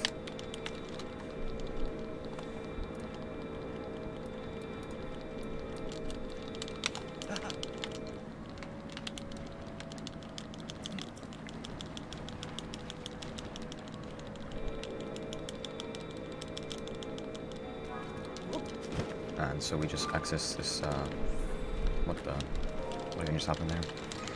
We just use this terminal so that it will attempt to clear this sludge up here, but then we will realize that we have to do some things before we can actually do it.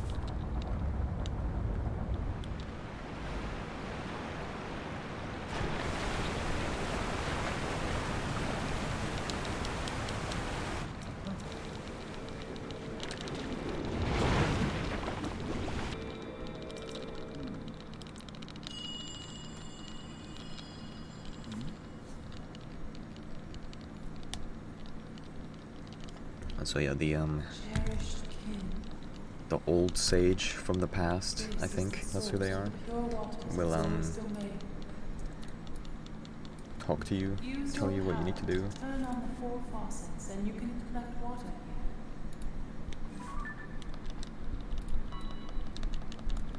Heed my words. I'm actually about to try some struts that are new to me, which I've not tried before, so let's see how they go. That's unfortunate timing, but it's actually fine. So I want to clean the water from this, and then wait for it to turn back around so I can hit this switch thing to clear the water and open the door at the same time. And then stand up here and run around so Sidon will spawn, hopefully. There he is. Nope, not Minoru.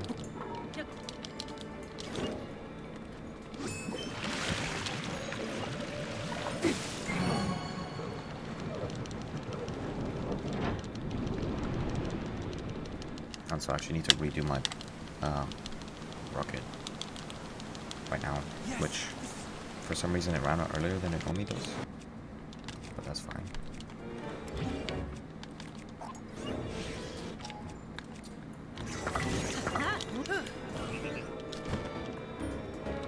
And yeah, one thing that's quite just unfortunate about this game is the FPS is really bad in most temples.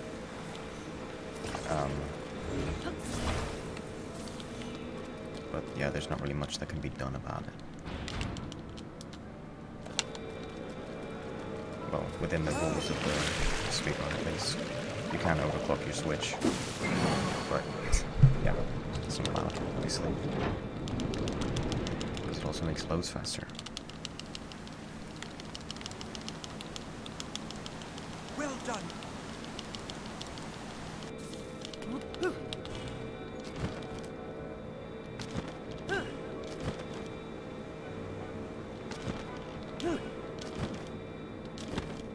And so now I just want to grab this floating platform, which I usually want you to stick to the top of this thingy, but if you stick to the bottom, it just makes it a lot easier to just keep it up.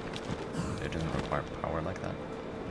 And then I drop under here, drop a wing, and then recall it so that stays in place. And then I can actually just ascend into this room, because otherwise you'd need to bring like a ball over and put it in like a slot for it to open the door. And now I need to just wait for Sidon to run over to me. He's stuck fighting the thing. Wow.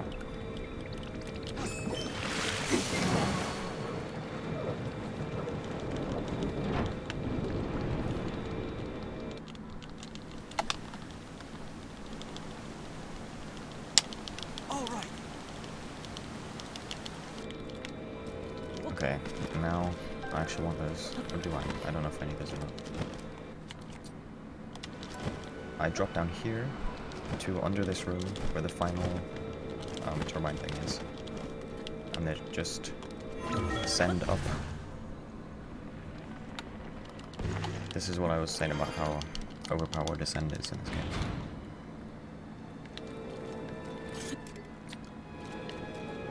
And then I throw this to push this button because it actually stops the fire, so that Sidon can enter the room.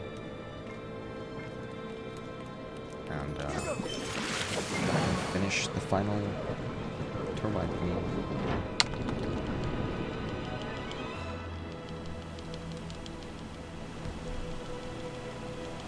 You did it.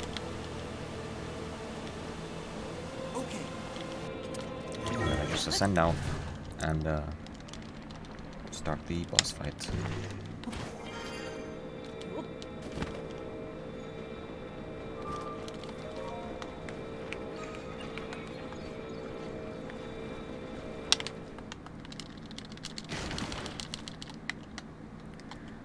So for the start of this boss fight, I want to use Sidon's ability and just run over to the left here, because that is where this guy's going to go. And then swing the water at him to get him out of the shock phase and into that, like, octopus thing stage. And then, yeah, he covers the arena in sludge, so I have to actually jump. Why am I chasing that like this view? Let's use water to clear some away. And then I just shoot him with the water arrows this time. Yeah, I can make it in time. And, yeah, that is that. It's again a very fast boss fight thanks to the Zuggling.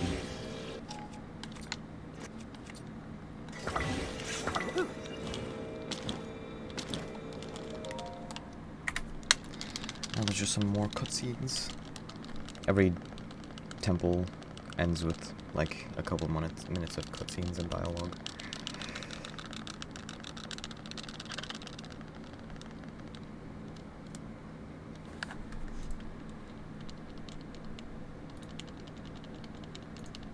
I felt that was gold. That was a 30-second gold?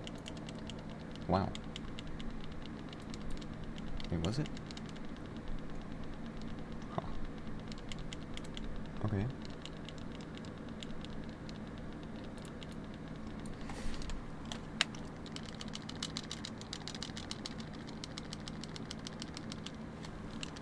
Actually, I think my PB has a pretty bad water temple. It was probably a bit less than...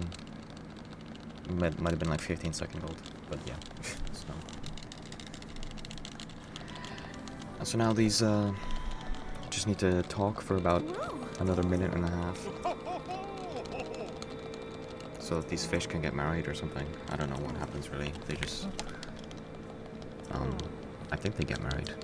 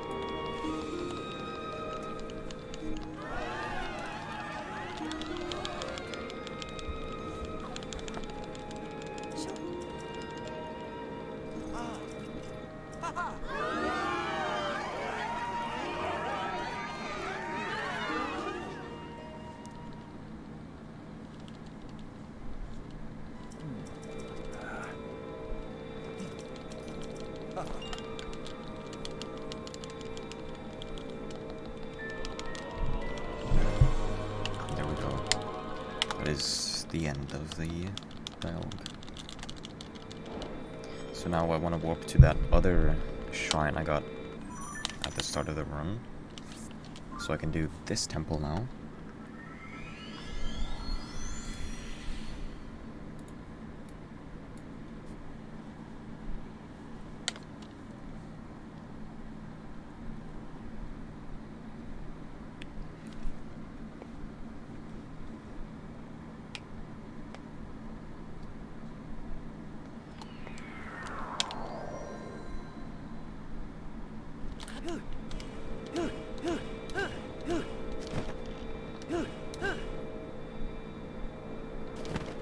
So I just want to fly over here to this cave entrance where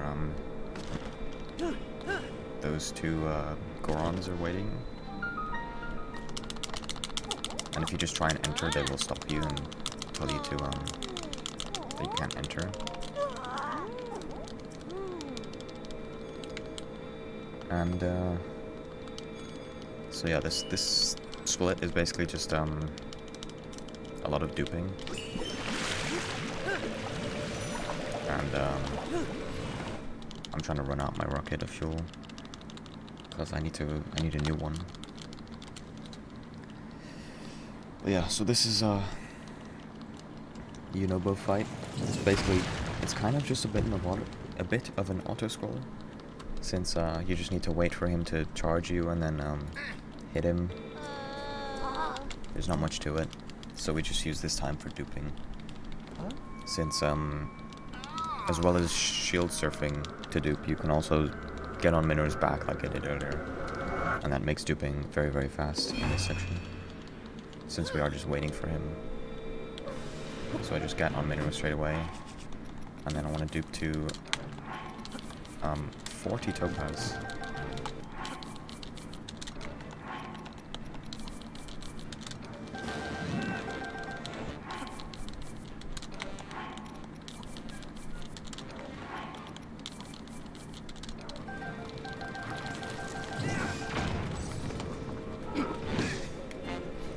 You could just hit him with Minoru once he hits the wall. And then his mask will break a little bit each time.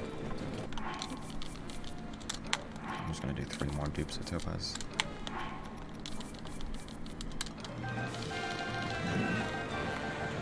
And then I actually want to dupe some more fairies.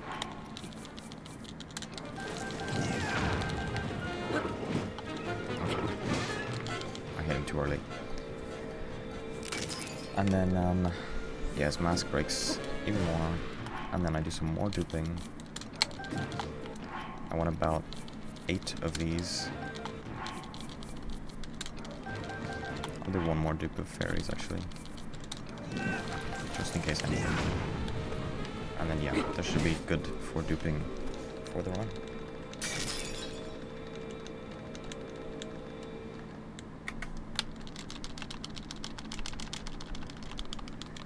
And yeah, so now that we've broken the mask on his face, he's actually no longer evil, so yeah. No, now he's not under the control of, I'm assuming, Ganon.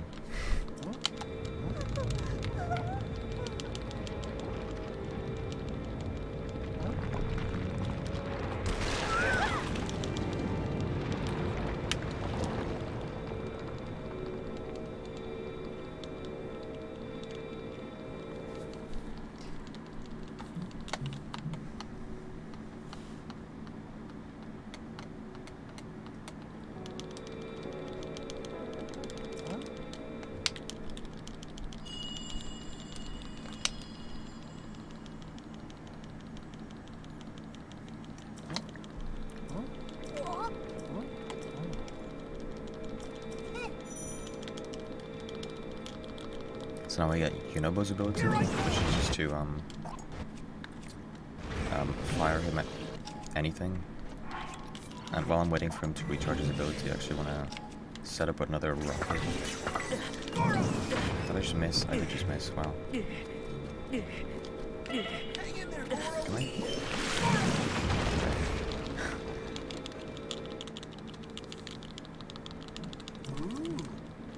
So now we get to exit the cave.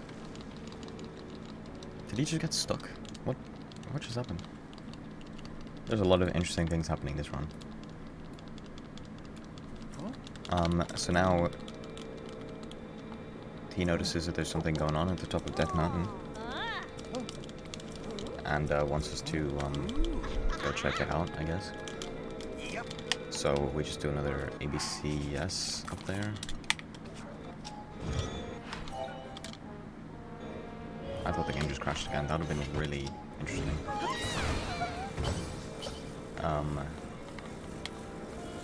So yeah, I just fly all the way up to the top of the mountain. Without it breaking, please.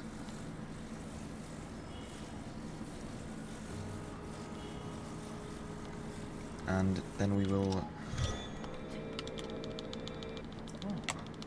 Wow, that was... Okay.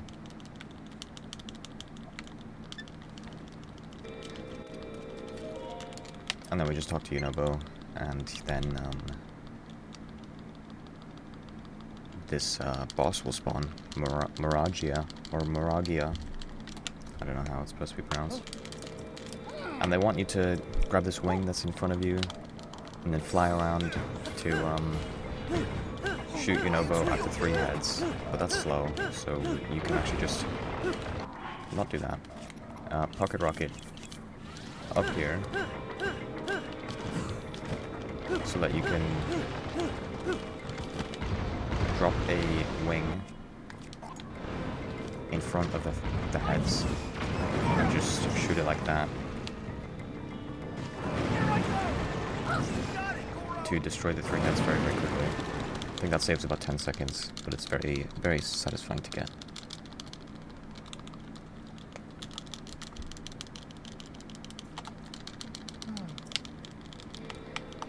And so now Death Mountain is opened up, so we can just drop right in there.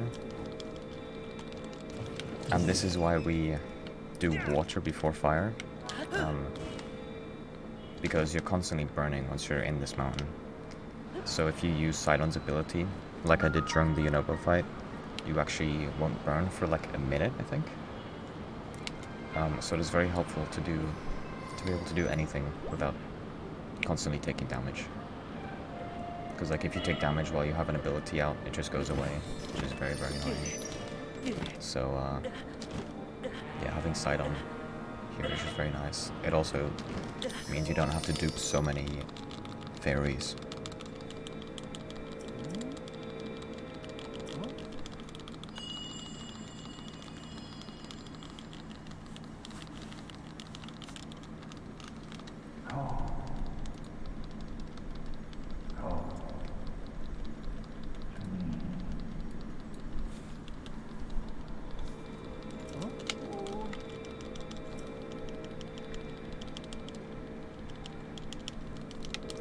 So now I just want to, once I'm done talking, use Sidon's ability so I don't burn, so that I can do another ABCS to just fly towards the fire temple. It's quite hard to get the input when there's all these textures on the screen because the game lags a little bit. But yeah. So I just fly straight to the temple.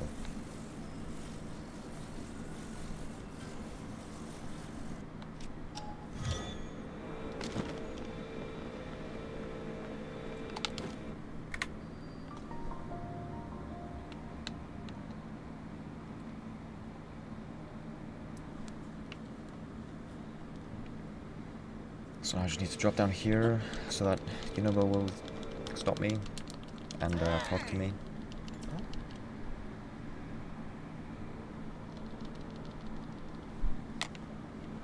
And then we just need to talk to him again.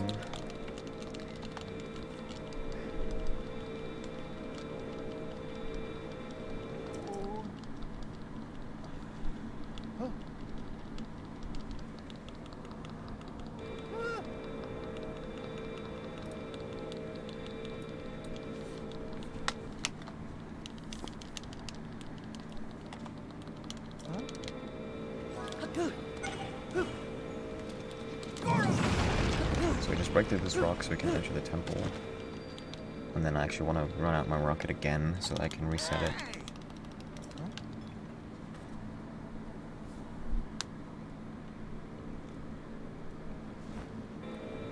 There we go. So yeah, there's a cutscene where we see Zelda in there. She floats up to the roof and we're like, oh, we need to go in there to save her. Because it's definitely the real Zelda. So I just set up a new rocket, use the terminal, so I can begin the temple.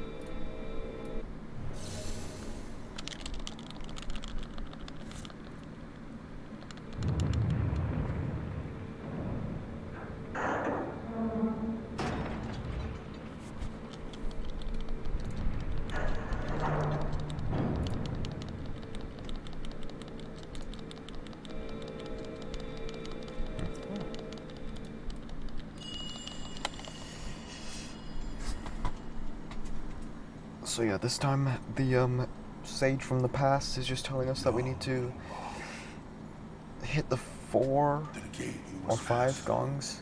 5. Yeah, there's 5.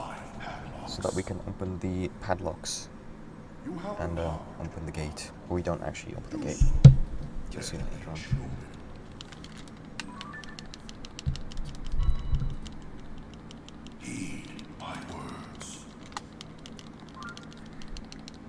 So, we need to find Sidon so we can use his ability. We'll just park the rocket over here. This area is really laggy, so sometimes the rocket can just burn more than it should have. Which is a little bit unfortunate. And drop a wing so that Yunobo will spawn. And that worked very well.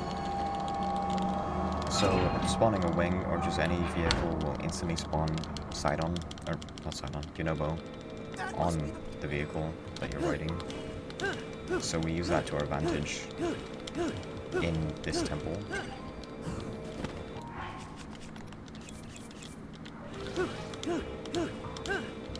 So like for each of the gongs, you just spawn a wing, jump on it, and then Yunobo appears. I missed. Somehow he came back. That was very lucky. The vehicle actually has to be moving for it to teleport to it, so I don't know how he came back that time. And then we just pocket rocket around to the next one. That ran out a lot sooner than I expected, but that's fine. Drop a wing again, wait for it to turn up, and then shoot Yunobo. And then here I need to reset my rocket. This is kind of scary because, yeah, that can happen. That's unlucky. Where's this putting me? That's fine, actually.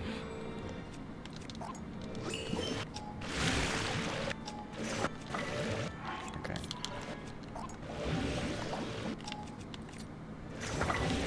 That's not too bad. That is, first time that's happened to me, but... yeah, stuff happens, I guess. So, where I was supposed to go from there was just directly below. Because that is where this next gong is. And then I drop a wing again. And do the fourth of 5 gongs.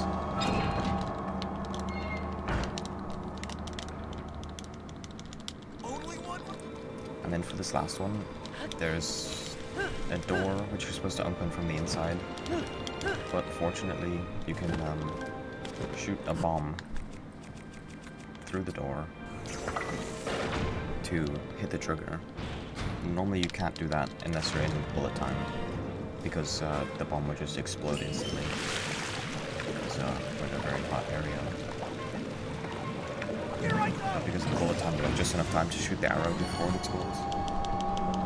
So you can get it through the door there.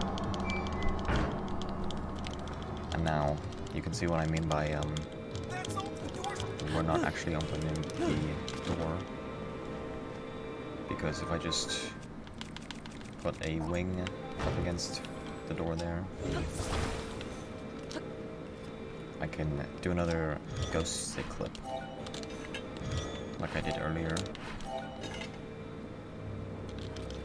I'm surprised that let me get off, but I'll take it.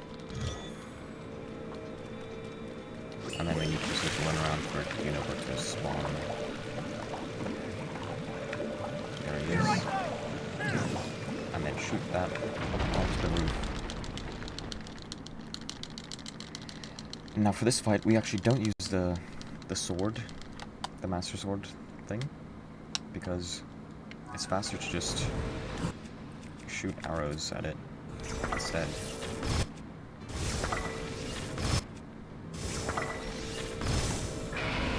I thought that wasn't gonna work for some reason. Yeah, so now it jumps onto the roof, so we don't actually need to use a rocket again to shoot the eyeball instead. Just shoot.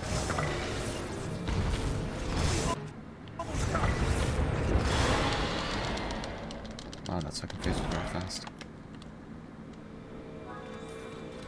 And then, yeah, we just talk to him. Then we get some more cutscenes and more dialogue. And that's what you...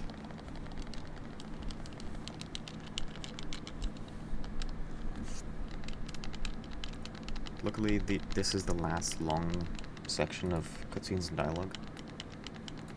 The rest is pretty fast. Like the ends of the next 2 temples don't have much cutscene and dialogues as the last ones have.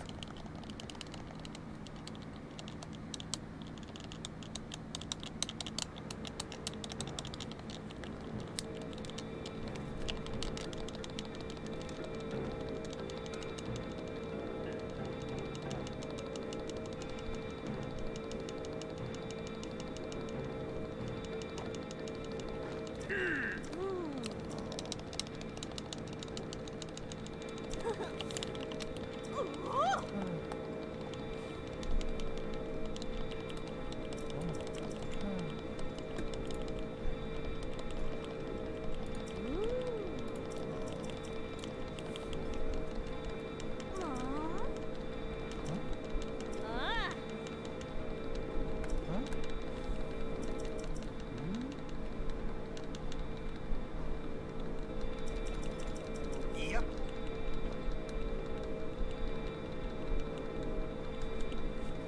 Yeah, this is another one of those just awkward silences where nothing's happening, but because I'm skipping the dialogue so fast, he's just like, you know, they're scratching his head for a little bit.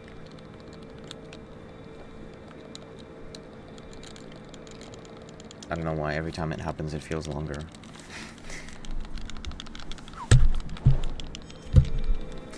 So yeah, now this is the I'm about to do one of the longest and probably like the scariest ABCS of the run.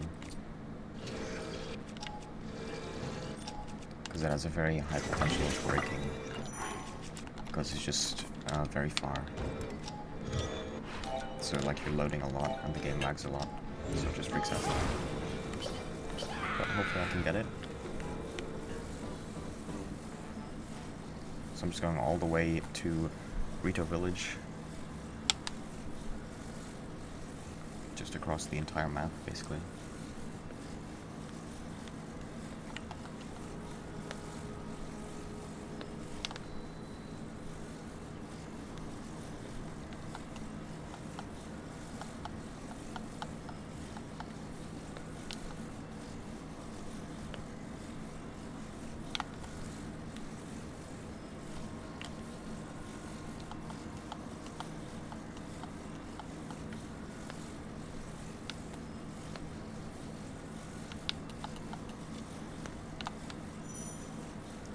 It's going pretty well so far. The point where it usually breaks is coming up soon, so hopefully I can make it.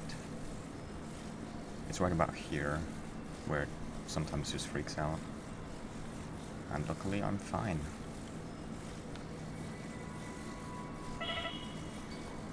So I just want to land down here on this platform, and a cutscene will play. So I just talked to these guys for a little bit, and I think we'll talk about the storm that's in the sky or something.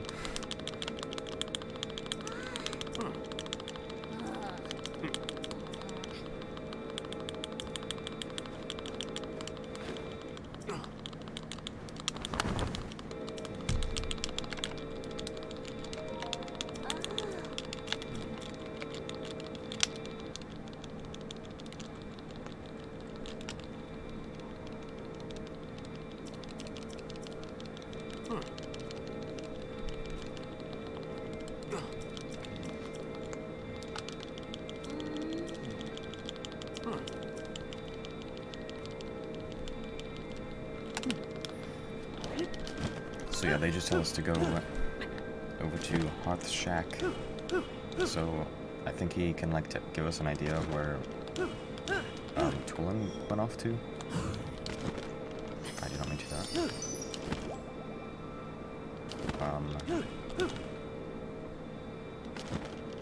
Unfortunately, you can't just go to where Tulin is supposed to be and continue the quest, because he's not there yet.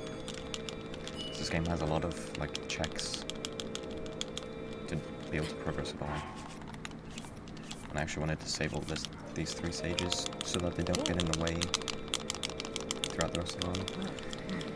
Because we don't need them anymore at all.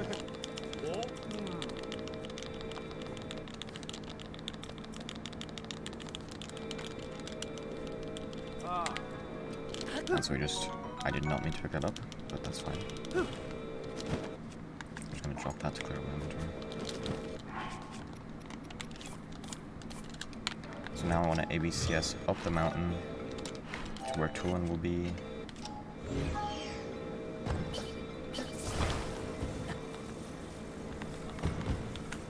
Okay,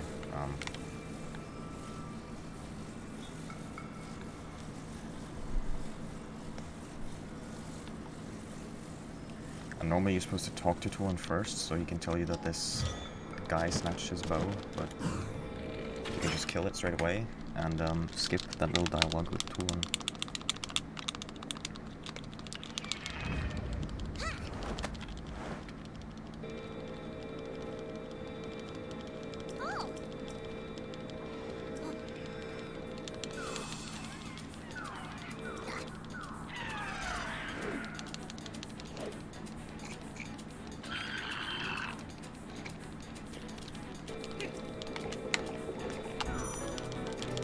And so for this, I just want to just shoot a topaz right there and put my bow away so that I don't drop it when it shocks me. Because if you get electrocuted, you will drop your item. That'd be very unfortunate to happen right here.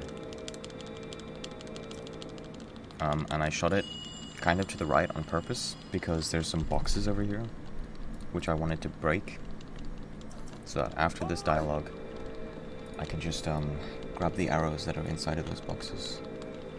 Because from this point on, I will need to be using a lot of arrows for the rest of the run.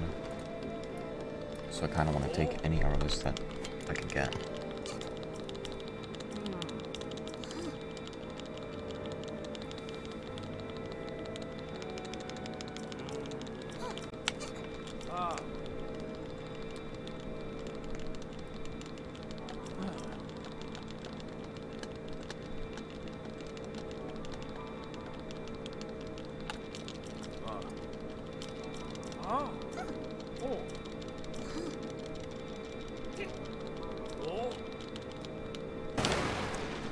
And so, as you heard, there was a... Actually, I'm not supposed to do that. I forgot. This is something I added recently. You're actually supposed to do a pocket rocket up to this instead of an ABCS.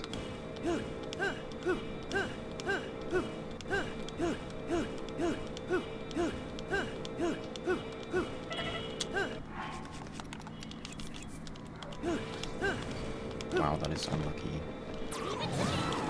I'm just gonna descend here and do some more charges.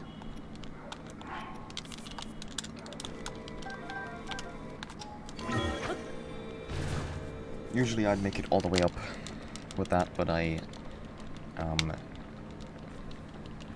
sometimes the B input to put away the shield there just doesn't work. And you burn too much rocket fuel. So now, he stops you to tell you to look at the boat, and then you need to run ahead so that he stops you again to look at the boat even more. And that is the trigger for this cutscene, where the sage from the past tells you to go up there.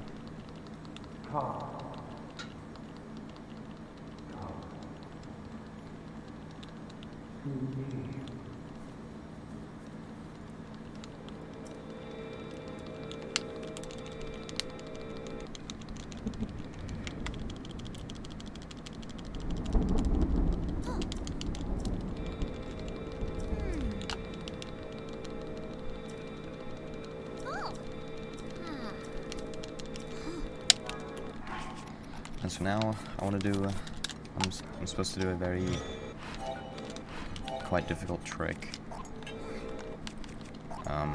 after I make a new pocket rocket. So I need to do an ABCS up this way, and then once I get to a certain height, I'm supposed to turn it around, which is a lot harder than it sounds. So I'm supposed to get to like 1800 on this coordinate. That's about right. And run off the edge so that it turns around. And then do that, which actually worked surprisingly well. Sometimes if you land on it at a weird angle, it will go down or just straight. It's very annoying to try and get right, but that worked perfectly, so I'm very happy with that. I think I might have gone a little bit too high, but it's okay. And then I want to get to this higher point of the temple when I'm dropping down. Because once I get close to the ground, it will teleport me to where I'm supposed to be. So if I go to the highest point, I will get to the ground faster.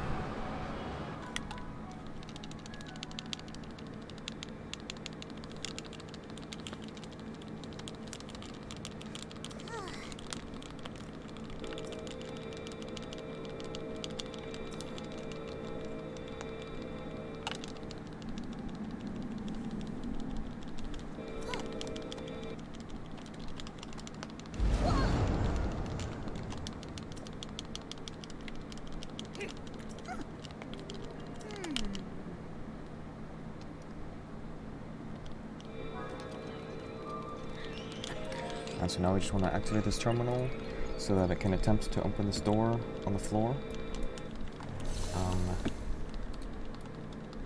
And then we can start the temple.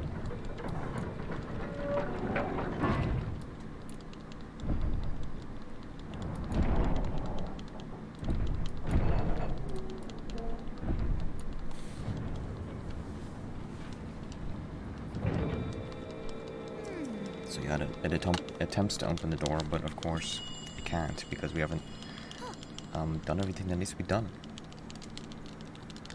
And honestly, this is one of my favorite temples, both in the run and casually.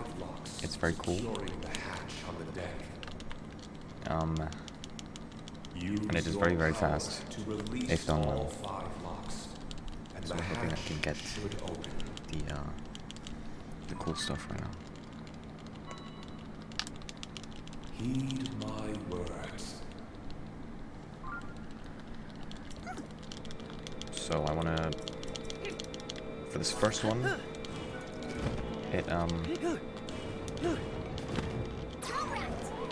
you're supposed to enter the room from below, but there's a specific lineup you can do there to actually hit the turbine through the wall, or through the door, at a very certain angle, to skip quite a lot of stuff that you would have otherwise had to do.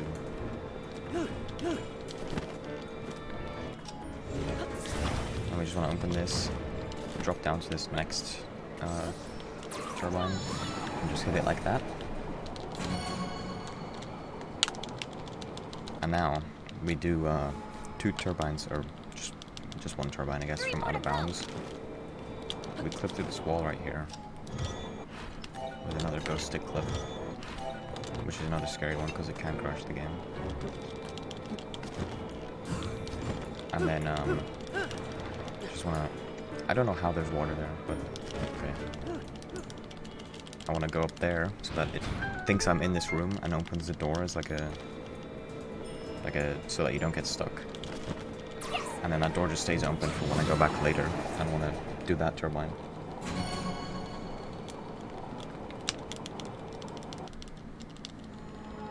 And then yeah, you just shoot this one through the wall with the wind. And then drop down here. Do another ghost stick clip to get back in bounds. Because this game works very hard to keep you out of bounds if you manage to get out. Like, they make it very difficult. And then hit this turbine. And hopefully I can get this next part without falling off. It's quite difficult because it's very, very laggy here. So the rocket can burn out a bit too soon if you just get unlucky. There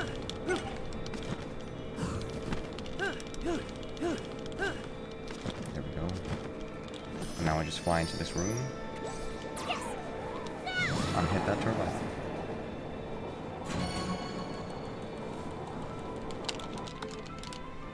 And now I've done all 5, and I can just go back to the turbine and open up this door to start the boss fight.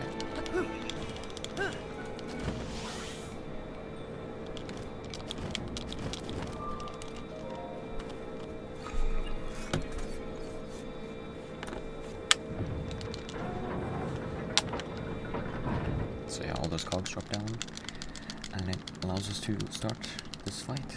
Because somehow this whole boss was just in the boat, which doesn't really make much sense, but oh well.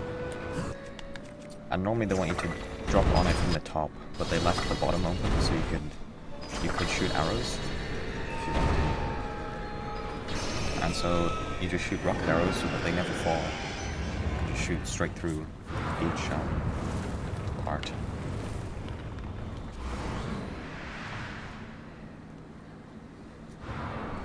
And then yeah, it's basically just the same thing again, except it spawns some tornadoes, which disappear if you get hit by it, so I actually want to dive straight into this one, just so it gets out of the way. And then I do the same thing again. I actually want to get closer to this one first.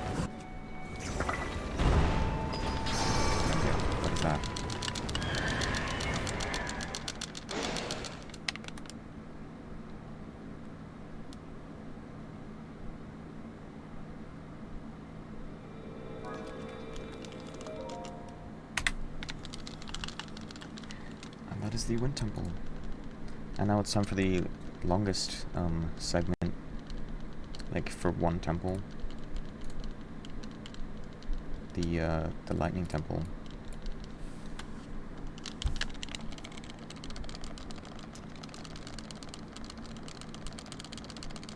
Because there's like 10 minutes of just doing stuff around Gerudo Desert and before you can actually do the temple, or even like 15 minutes, I think. But yeah, this is probably the longest quest line of the run.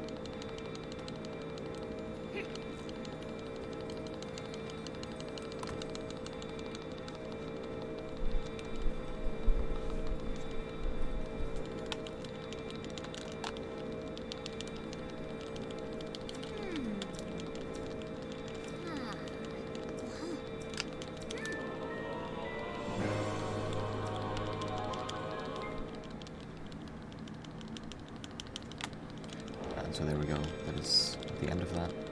Now I just want to jump off of here and make sure my rocket runs out so I can make a new one.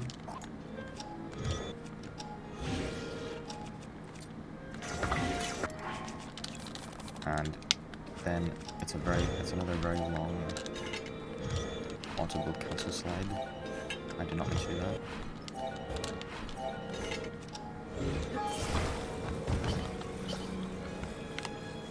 So yeah, I want to go all the way to this side of the map now, to Gerudo Desert, so that I can begin Riju's training with her lightning powers.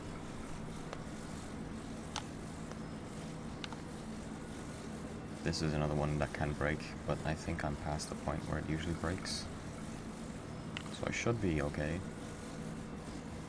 Actually, there's another point where it can break right here, but I think I'll be fine.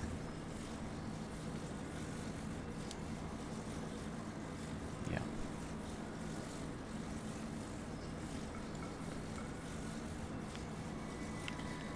And so down here, there's just like a training area where Riju is.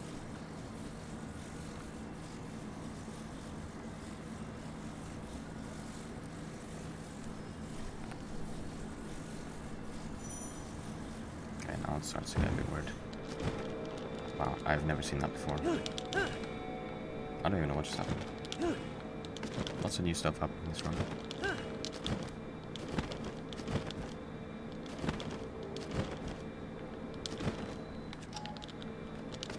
Did that work? I don't know. I think I'll be fine.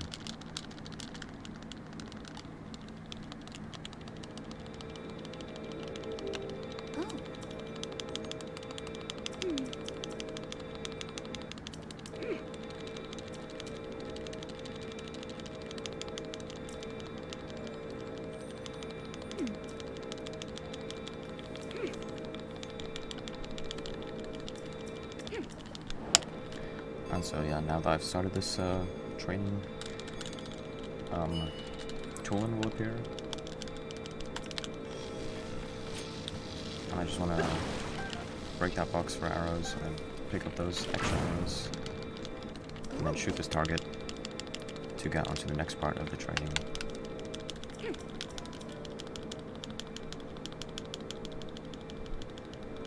Okay. And so yeah, you just want to run up real close and then aim at this rock. So as soon as the lightning covers it, you can shoot it.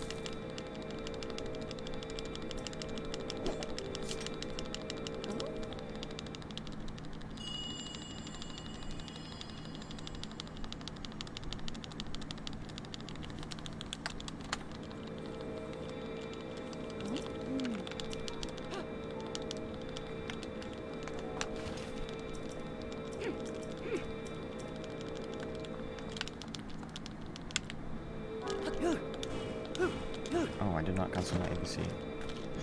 That's fine.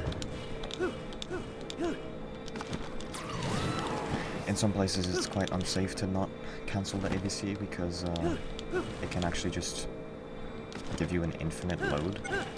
So if you trigger a loading screen with ABCS active or ABC active, it can sometimes just never end. Which is not too great. So now we're doing the first of 2 defenses in Gerudo Desert.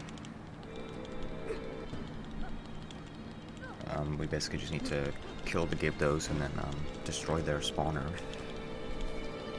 Or like a hive, I think is what it's called.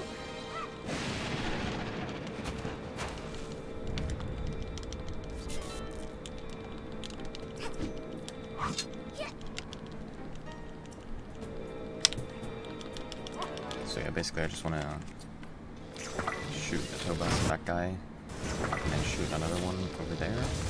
That should hopefully kill them all. Yes. And then I want to throw a bomb at this once it lights up pink. Like that.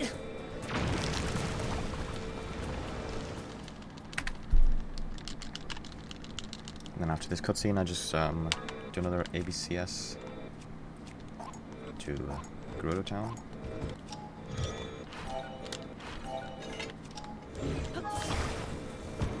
And once I'm there, there's a pretty cool trick where you shoot a rocket at a certain spot, which you'll see now. At this tower over here. So you can make the light come out. That kind of skips a puzzle later on. Well, it doesn't skip it, it just does it sooner. And if it did hit, you'll see once I'm done talking to Riju.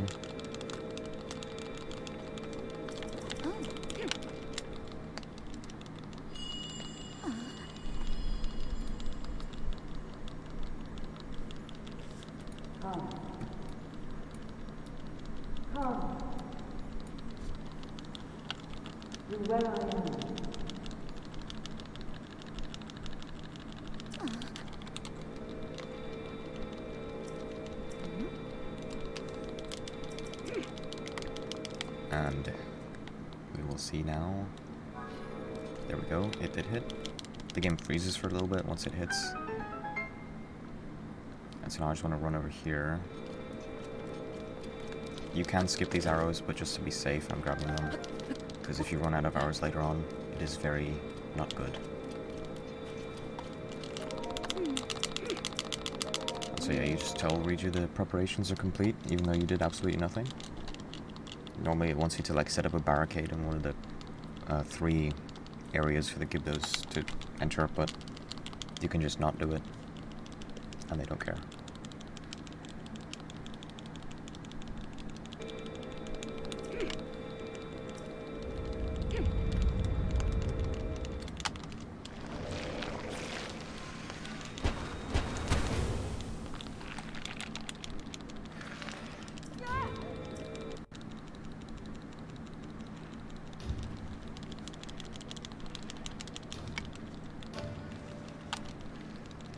So now, I just want to fly around to each of the spawners and kill the Gibdos, and then wait for a hive to open so I can destroy it.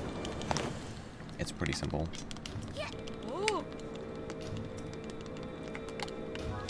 So the one over here opens up first. So I want to just shoot a Topaz. And then while I'm waiting for that to open up, I can actually shoot another one over there. And then this one takes quite a while to open, because I guess they don't expect you to do it so fast. So I just need to wait here until it turns pink. And then go to the next one, which will also turn pink in a few seconds. Enemies are pouring out of the hive near the north gate too. And shoot that one too. And then now I want to shoot a Topaz about there. There we go. Or perfect actually. And then just wait for this one to turn pink so I can destroy it as well.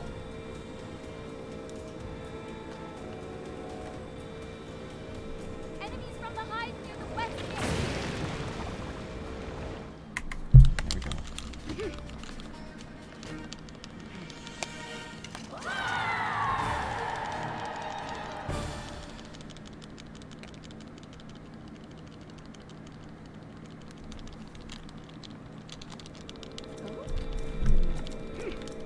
And so now Riju goes downstairs so we can, I guess theorize what's going on, or something like that.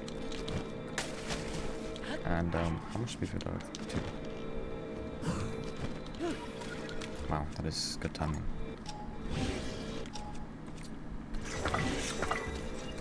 We talked to Riju, and she asks us, like, I guess what we think about this mural. And then we just ascend out instantly. And then I can just ABCS to the second tower now, because I've already done the first one before I started that defense.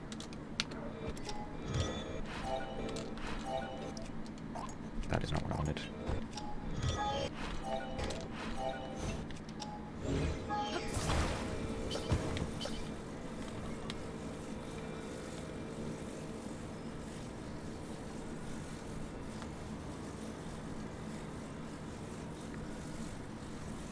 And so here, I think they normally want you to just turn it around manually, but you can just stick a rocket on it, and then power it, and then just pocket rocket to the next tower.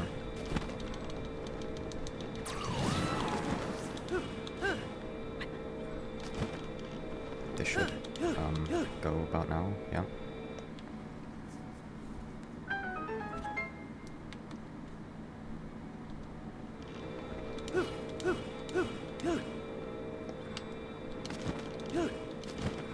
And then once you get here, you can just do another rocket.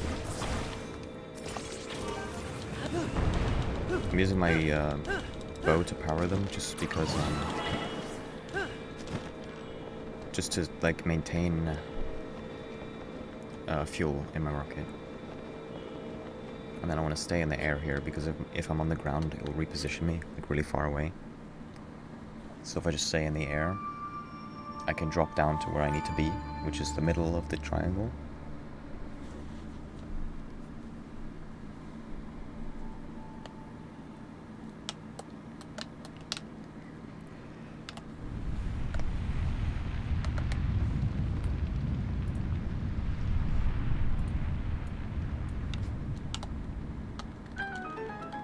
So yeah, I should just be able to dive straight down now. And then it'll trigger the cutscene. And now there's something very annoying which can happen sometimes, and I still don't know why. It's just Riju will not, like, continue her dialogue, so she just keeps saying the same thing over and over. It's really fun, and I hope it does not happen. But I think if you go close enough, you should be okay. Yeah. Sometimes she just keeps on saying, "Where did Zelda go?" over and over and over. And I don't know how to make that not happen, ever. But yeah, we got lucky, I guess. So now I just want to fly to the temple.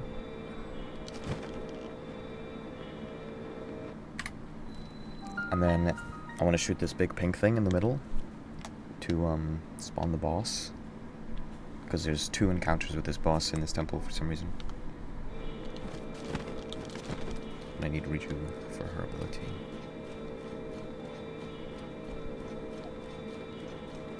Where is she? Oh. I'm actually gonna eat my speed food now. So yeah, we just shoot this, and it opens it up, and then Queen Gibdo spawns. But we just need to, like, hit her 3 times.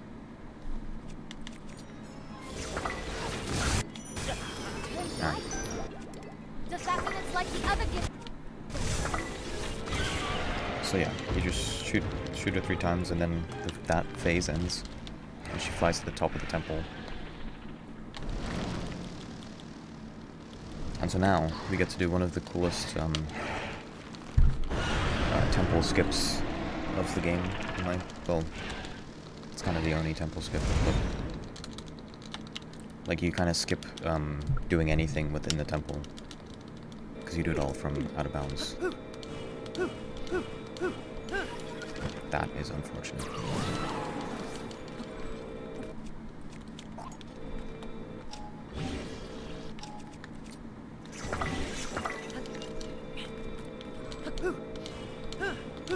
So I want to go up here into this certain spot right here, so I can clip into the temple, because it's just completely hollow. And now once I'm out of bounds, there's these 4 things that the game wants you to shoot with Ryuju's ability, which it would tell you if you enter the dungeon normally. But you can just shoot them from out of bounds.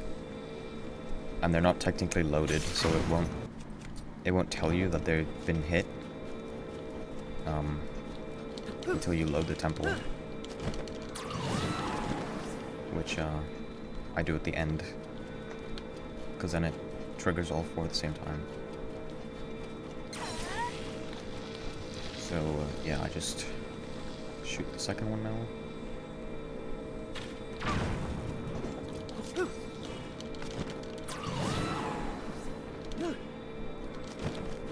Almost got a bit too close, unloaded the game. It doesn't lose time, but I just prefer doing them all in one go rather than loading the temple by accident. So that is 3, and then 4 is just down here. I should have to wait around for Ryuju's ability.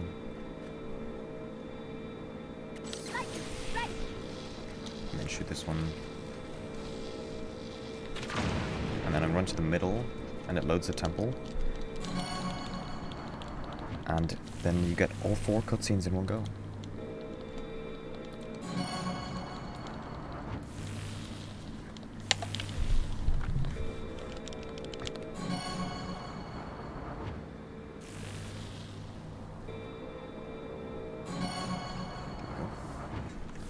And then it should instantly teleport me in.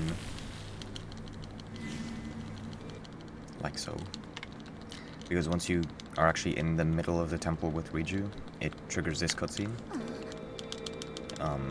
And that puts you in a certain spot. So it teleports me in bounds. And then this is what would normally start the temple, but because I've done it already, it tells me what I need to do, despite me having done it already. And then I can just trigger the thing again and finish it.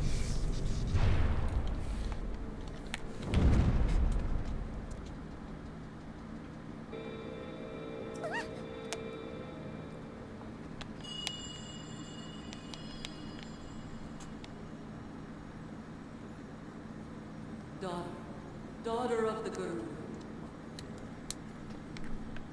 This platform connects to the very top of this temple.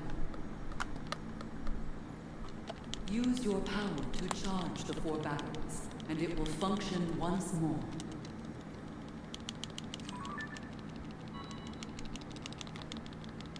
Heed my words. So yeah, she tells you what to do, but then we just turn to the side and use it again.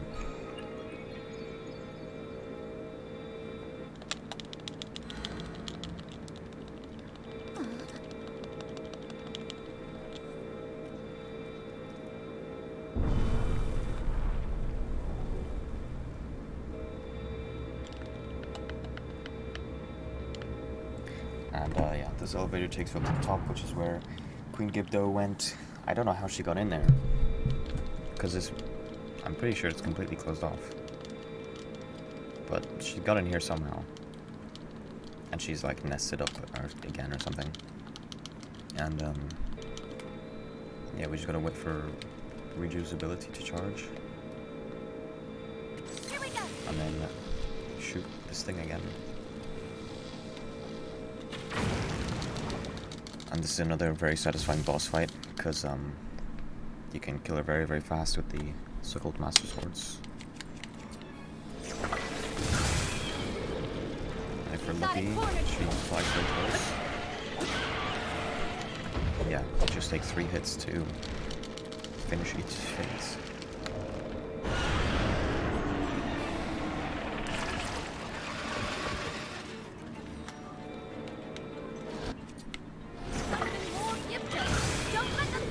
She comes close again. She does. What? What even just happened? That was so fast. That was crazy.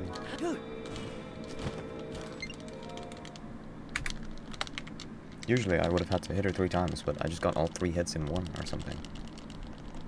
That was... I mean, I'll take it.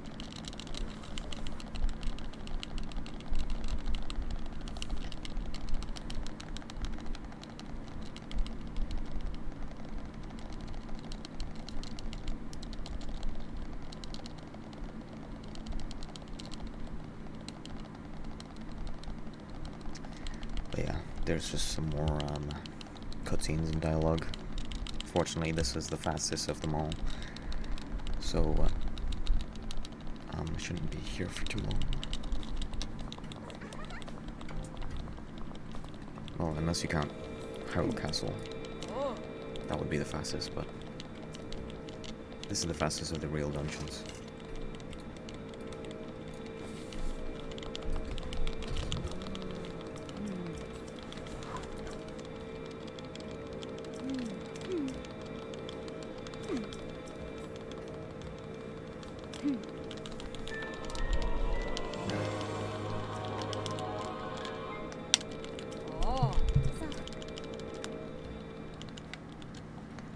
So I just want to make a new pocket rocket right here, once this is done.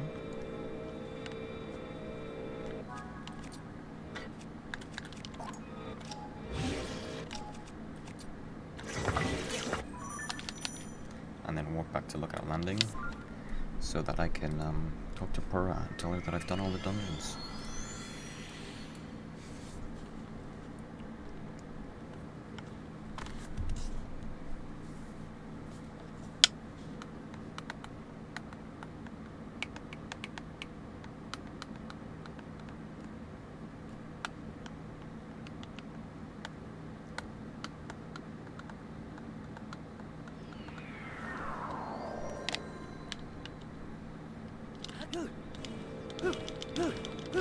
And yeah, this area is very, very laggy for some reason. I guess it's because there's all those NPCs in that one area or something. But yeah, we talked to Purah. This triggers Hyrule Castle, so that I can go up there and finish what's technically the final dungeon.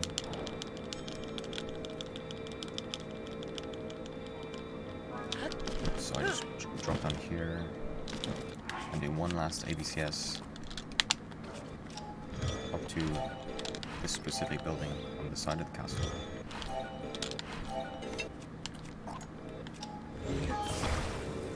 Where Zelda is, they're waiting for me.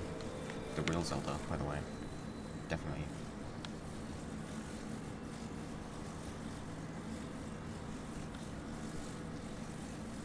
So yeah, there's this building right here, which is about to load in right now. I want to land in here, next to Zelda, and then she tells me that she's waiting for me, even though I'm here already. But you know. I am waiting for you.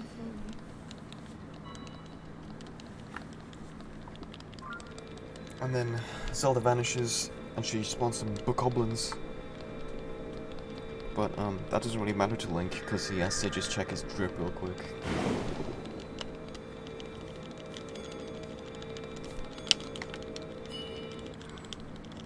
And then this is what the ancient blades are for. Just to delete those big enemies out of this run. And then I want to put a rocket out here to this next spot where something will be waiting.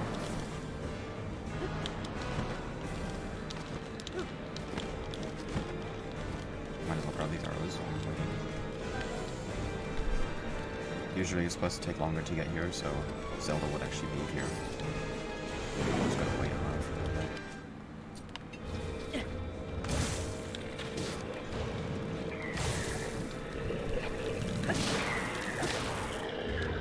And yeah, so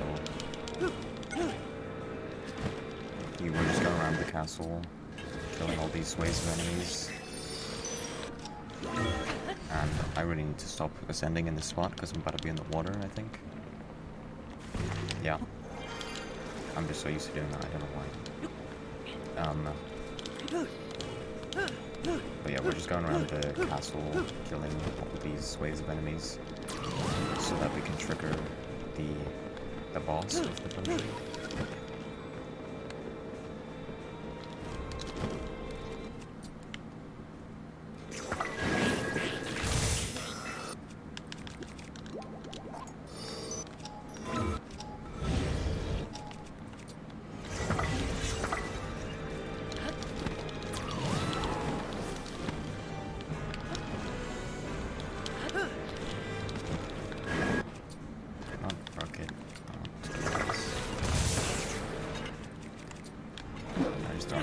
Wow.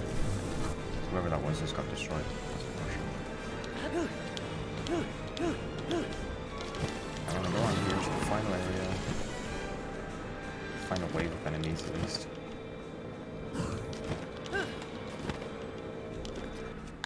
And then get an ancient blade shot, which should kill all three, but I missed the first one, unfortunately. And then we just stand here and wait for Zelda to talk. Waiting. So that we can go to the middle, the proper castle. And descend up here.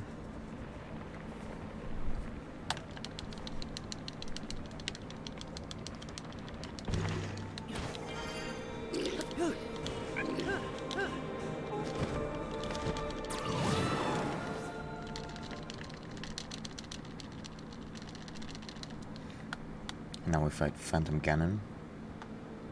This is a pretty simple fight. You just shoot Topaz in the middle, so it hits all of them.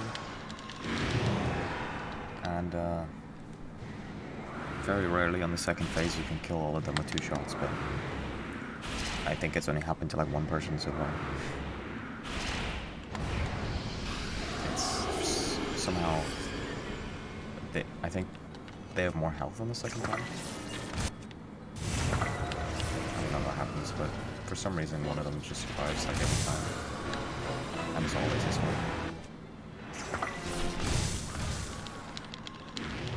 But yeah, it's a pretty simple fight. Now there's a Ganon jump scare. There it is.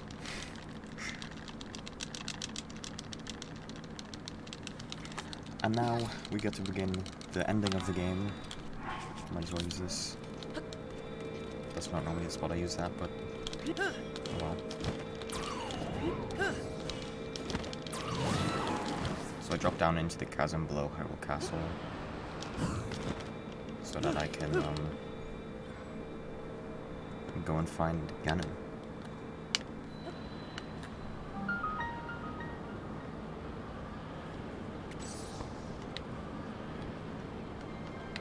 So once we're down here, there's a certain spot I want to land so that I can clip out of bounds and just go straight down to the bottom of this chasm.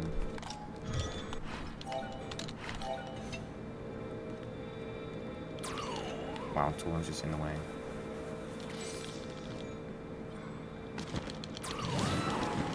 So I want to go down here and land next to this like ring, or on this ring I guess, so that I can do another clip to get back inbounds.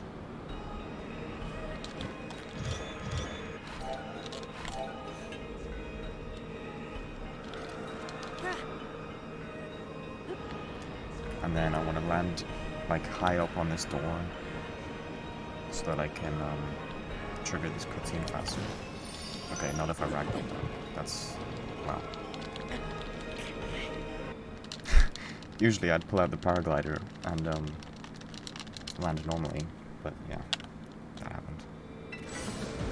So I just want to fly up and then just shoot a lot of topaz at these guys.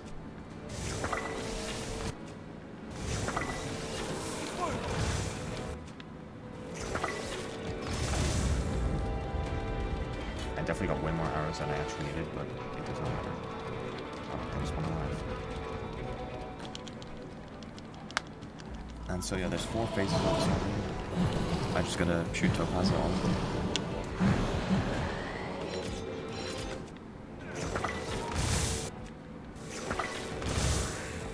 And I want to actually grab a royal halberd for one of these, so that I can use that against Ganon.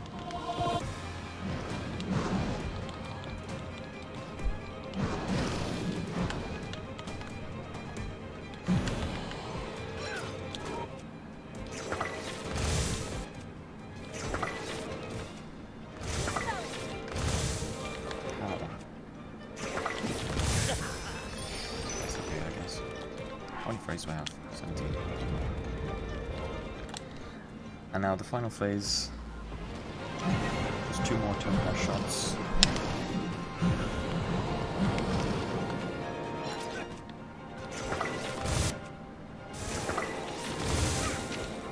And there we go. So now all the bosses from the previous temples will spawn. But because I've actually got the sages with me, unlike any percent, they will take care of the bosses for me. And so now I just gotta run over to Ganon. And yeah, once I start the fight, I'm gonna need to fuse a Lionel Horn to my spear, which also fuses it to every single Master Sword. And I'll do a lot of damage to him.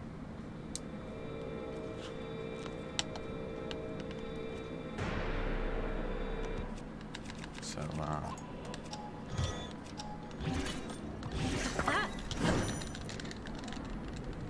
just do a full rush and then, yeah, kill him very, very fast.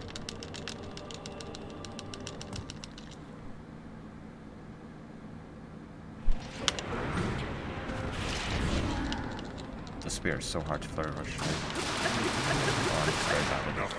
But, I got it. And then there's just a little cutscene here, which I wish the previous cutscene that I skipped was the one that was unskippable, but this is the unskippable one. This is the one before it is way cooler. That's just how it is.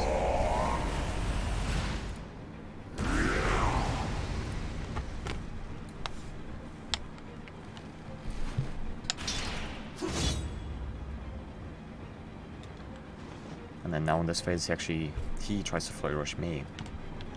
I guess he just dodges, but... So I do an attack, and then he tries to attack, and then I gotta dodge.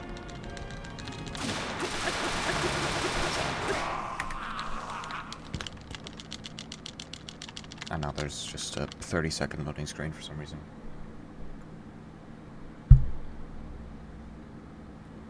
And now this final fight, the Demon Dragon, is one of the hardest parts of the run, in my opinion.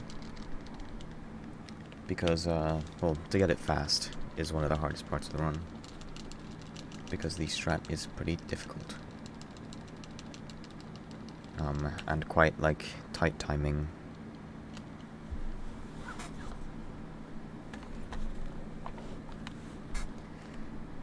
But yeah. Now Zelda shows up as a dragon with the Master Sword for us.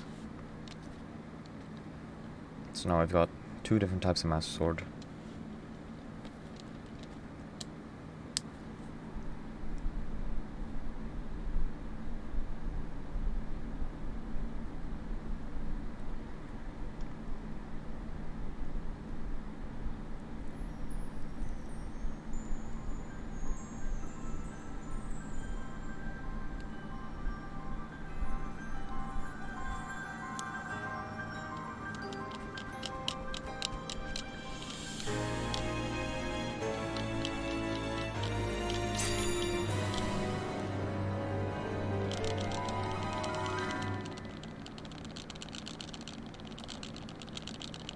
So here we go. We gotta fight the demon dragon now. Hopefully I can get this strat, because it'd be very cool if I did.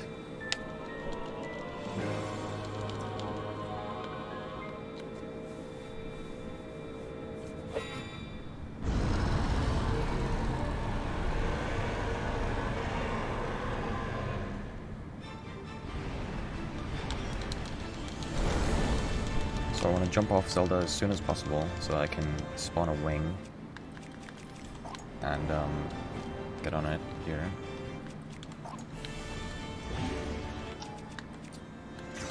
Okay, that is one of the hard parts done. That is surprisingly hard to do because of the lag that the demon dragon causes.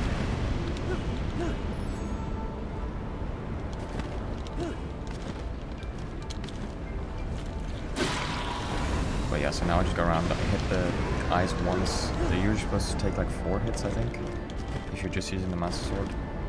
But because of the Zelda rolling I did, I only need 1. Oh no.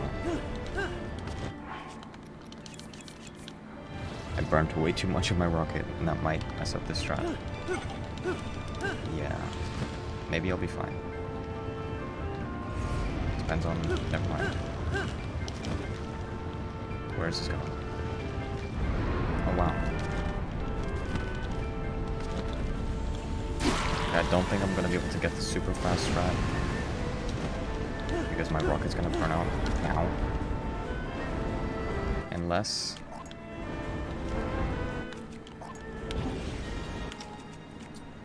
I'm surprised I did that, but... yeah, no, I don't have enough time.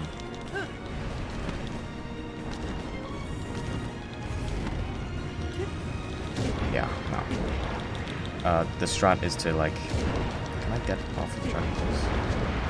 Wow, I'm getting destroyed right now. The strat there is to,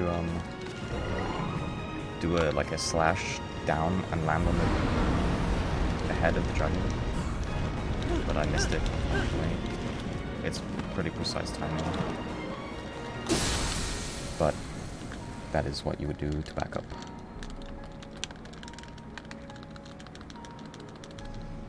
And that is basically what we want. We just need to do one final slash into the stone of the dragon's head.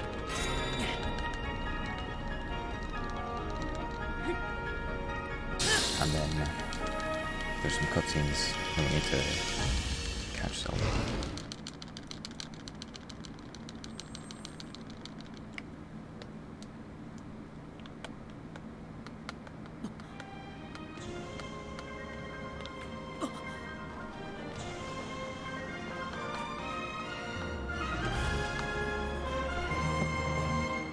So the timing ends when I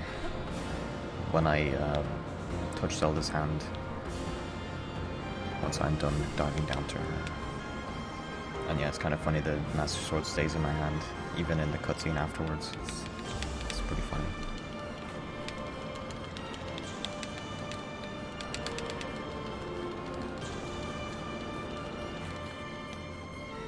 So once Link's hand makes contact with Zelda's, here we go.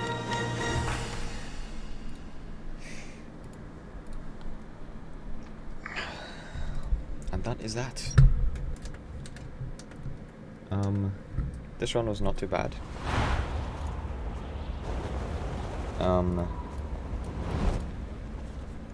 It's kind of what you can expect from a no reset. You know, it happens. But I could probably do even better than that. Like in a proper run. But yeah. That is all, I guess.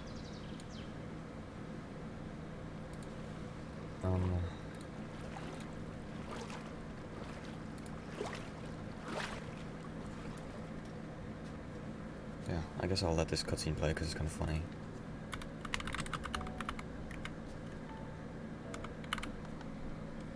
With the Master sword stuck to Link's hand.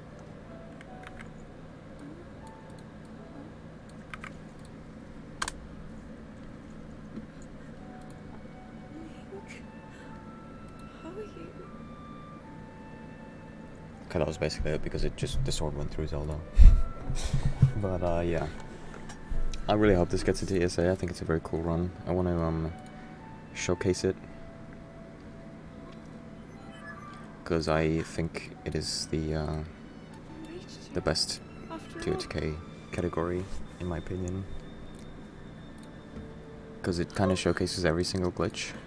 Well, every, like, glitch used in speedrunning. the Demon King. Well, I'm not like in a most of dream, them. right? Like 90% of the glitches used in speedrunning. I You think. did it. But yeah. That is Link, all. you really did it.